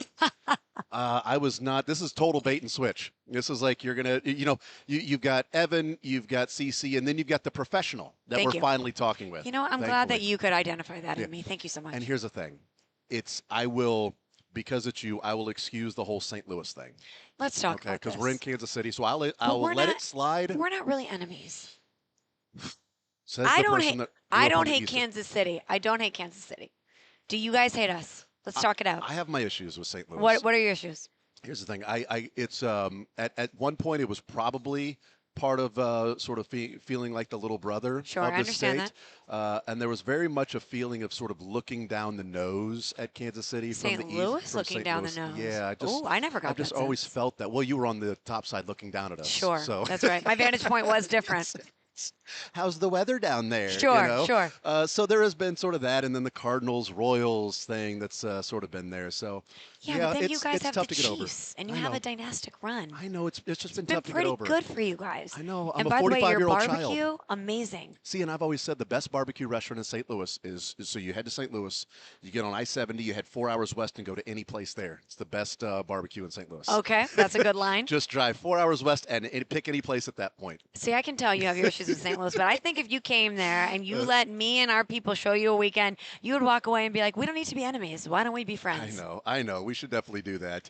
Michelle Smallman is our guest. I think one of the things that I wanted to talk to you about is because there is a little symmetry with our career paths to a degree. Oh, let's hear it. So you leave St. Louis and head to New York without a job. In a plan. sense, of like, My dad was like, what are we doing here, kid? What are you doing? And you said, you know what? I'm going to give myself a year. Was it a year? 1 year on the clock. 1 year. And so if nothing broke at the 1 year, you were moving back to St. Louis? Correct. Okay. So because New York is very expensive. I don't know if you guys know that out there. You're in your plush houses in Kansas City with the lawn and the garage. Yep, you got space, room to roam. We don't have that in New York City. It's very expensive, very close quarters. So I was like, if I don't have a full-time job within a year, I can't afford to stay here. Yeah, so I was working nights and weekends at this radio station, interned at this radio station. It's the only station I've ever wanted to work at. The only show I've ever wanted to do was middays here at the station. So I am absolutely living my dream. Oh, congratulations. That's awesome. Thank you. But when I graduated, there were 3 years of nights and weekends, and I moved to Wyoming and moved back, and it was bouncing around. And I had finally said, okay, and I was a teacher's assistant, and I was working at like different temp agencies and things like that, just finding work during the day so I could work nights and weekends at the station. And I had said, all right, June of 2007, I'm out of radio. If it doesn't work out, I'm going to be done with the radio. I'm going to go back and get my special ed certificate because I was working in an autistic classroom at that time. It had been something I had really found some enjoyment with and some fulfillment personally doing that. So I'm like, all right, June 2007, I'm out. And I was doing a show on the weekend, Michelle, and the guy that's president of our company was driving around and heard that show and started asking the people, like, who's this Jason guy? And they're like, that's the dude we've been telling you about that we need to hire. And so he calls me like 2 months later and he says, Jason, would you have interest in working here full time? I said, yeah. And he goes, well, what are you doing now? I'm explaining. He goes, what about June 1st? June 1st. Can we do a start date June 1st? And I got chills. I was like, are you serious? He's like, yeah, let's make your start date June 1st. You manifested that. So literally June 1st, 2007 was my get out of radio day. And it was the literal day that I started at this station. So I think about you when it was like, I'm giving it a year in New York and then I'm out. And then it broke in your favor, and now you're doing this. Well, before I go into my story a little bit, congratulations. And obviously that's a testament to your talent and your tenacity and your belief in yourself. And that's so awesome that you're sitting here living your dream. I'm really pumped and proud for you. That's awesome. For me, very similar. I love St. Louis, obviously my home city. I loved my job in St. Louis, loved working for 101 ESPN, loved my co-host Randy Carricker. But, the pandemic hit, and that changed a lot for us. And I just thought to myself, I've never lived in a big city, and that's always been a dream of mine. It's always been a dream. Being a Midwestern girl, I went to the University of Illinois. I lived in Connecticut when I worked for ESPN National, but Bristol, Connecticut is not a big city, So I just had always wanted to do that. And then when the pandemic hit, I was like, gosh, life can change on a dime. Life can turn like that. And if I don't do this now, I'm never going to do it. I'm going to get in a space in my personal life where I don't have the room to make a selfish decision like this. So I gave myself a year. I picked up and moved to New York City without an apartment, without a plan, and without a job. I was working at 3 different media entities part-time. I was working at a jewelry store. I was packing meals on the side. I was doing, no job was too small for me. Anything I could do, I was going to do it to get money so that I could live in New York City. I moved on September 4th, 2022. September 5th, 2023 was our first day of Unsportsmanlike. It's amazing. 1 year and 1 day. You manifested that. We manifested it. Yes, it is unbelievable that it sort of comes together like that. By the way, Illinois, Keaton Wagler, from Kansas City, nobody around the local schools recruits him, and Brad Underwood goes into Kansas City and gets this guy that's going to be a top 10 pick now. I will say that I've become I'm not an Illinois fan because of the bragging rights with Mizzou. We would love to have you, though, if you want to come over to the good side. I'm a Keaton Wagler fan. Okay. It has been I'll take fun that. watching him play. And I'm like, you know what? That's awesome. That's somebody that the local teams looked at and said, not good enough. And he's over there doing what he's doing for Illinois and going to be a top 10 pick. He's a great story. Shout out to Coach Underwood, though. I mean, Illinois has never won a national championship in basketball, but we have been in contention and been a competitive program for so long. And Brad Underwood is just the next iteration of that. I love Coach. I love what he's done with this program. He finds that talent, whether it's internationally or in the Midwest. He's just done a remarkable job. A big win this week. Over a top 5 program. The thing with Illinois basketball, though, is I always want to hope we're always in the mix. We're always good. And then there'll be a number 1 seed in the tournament, and they shatter my heart. So until I just. But you know what? You got the you've got a Final Four in your life. Darren Williams, you got that national championship, but we lost North Carolina. Sports tragedy. I know, but you went there. Missouri's still waiting to go to a Final Four. That'd be cool one time to be able to do that. Michelle Smallman is our guest. I told a story on the air about you that I was like, it was one of the funniest. No, it was good. It was one of the funniest things and very self-aware things that I have ever heard somebody at ESPN say. Oh gosh. I was driving into work and you and Evan and Chris were trying to think of like, well, what did we even talk about on Monday? This was like a Thursday.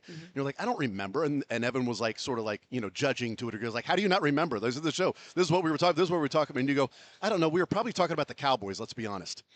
And I cracked up and I'm like, that is the most self-aware thing that I've ever heard somebody at ESPN say.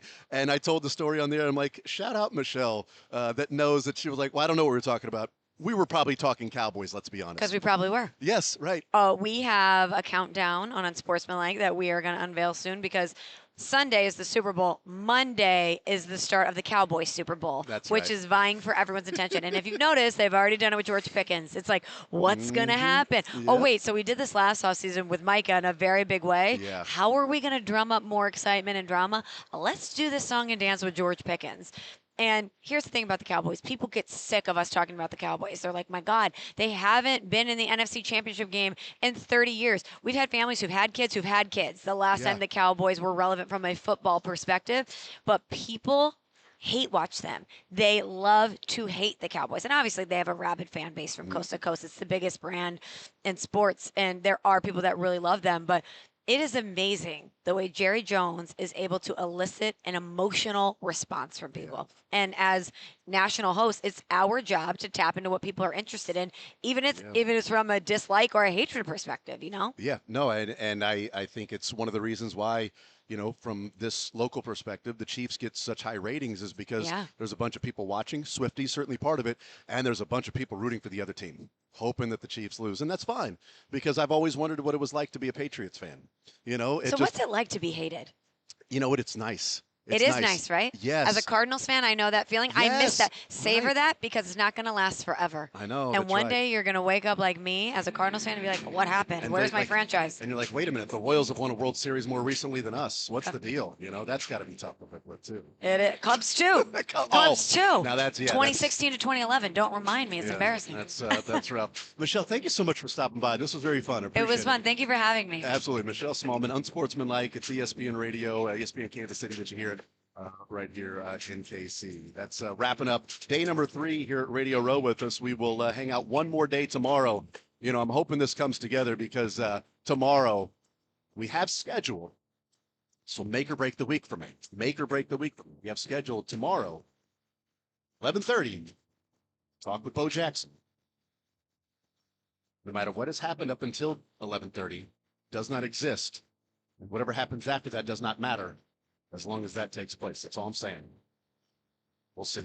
Enjoy the rest of the day right here on Sports Radio 810 WHB. How's that utility bill? Even Good.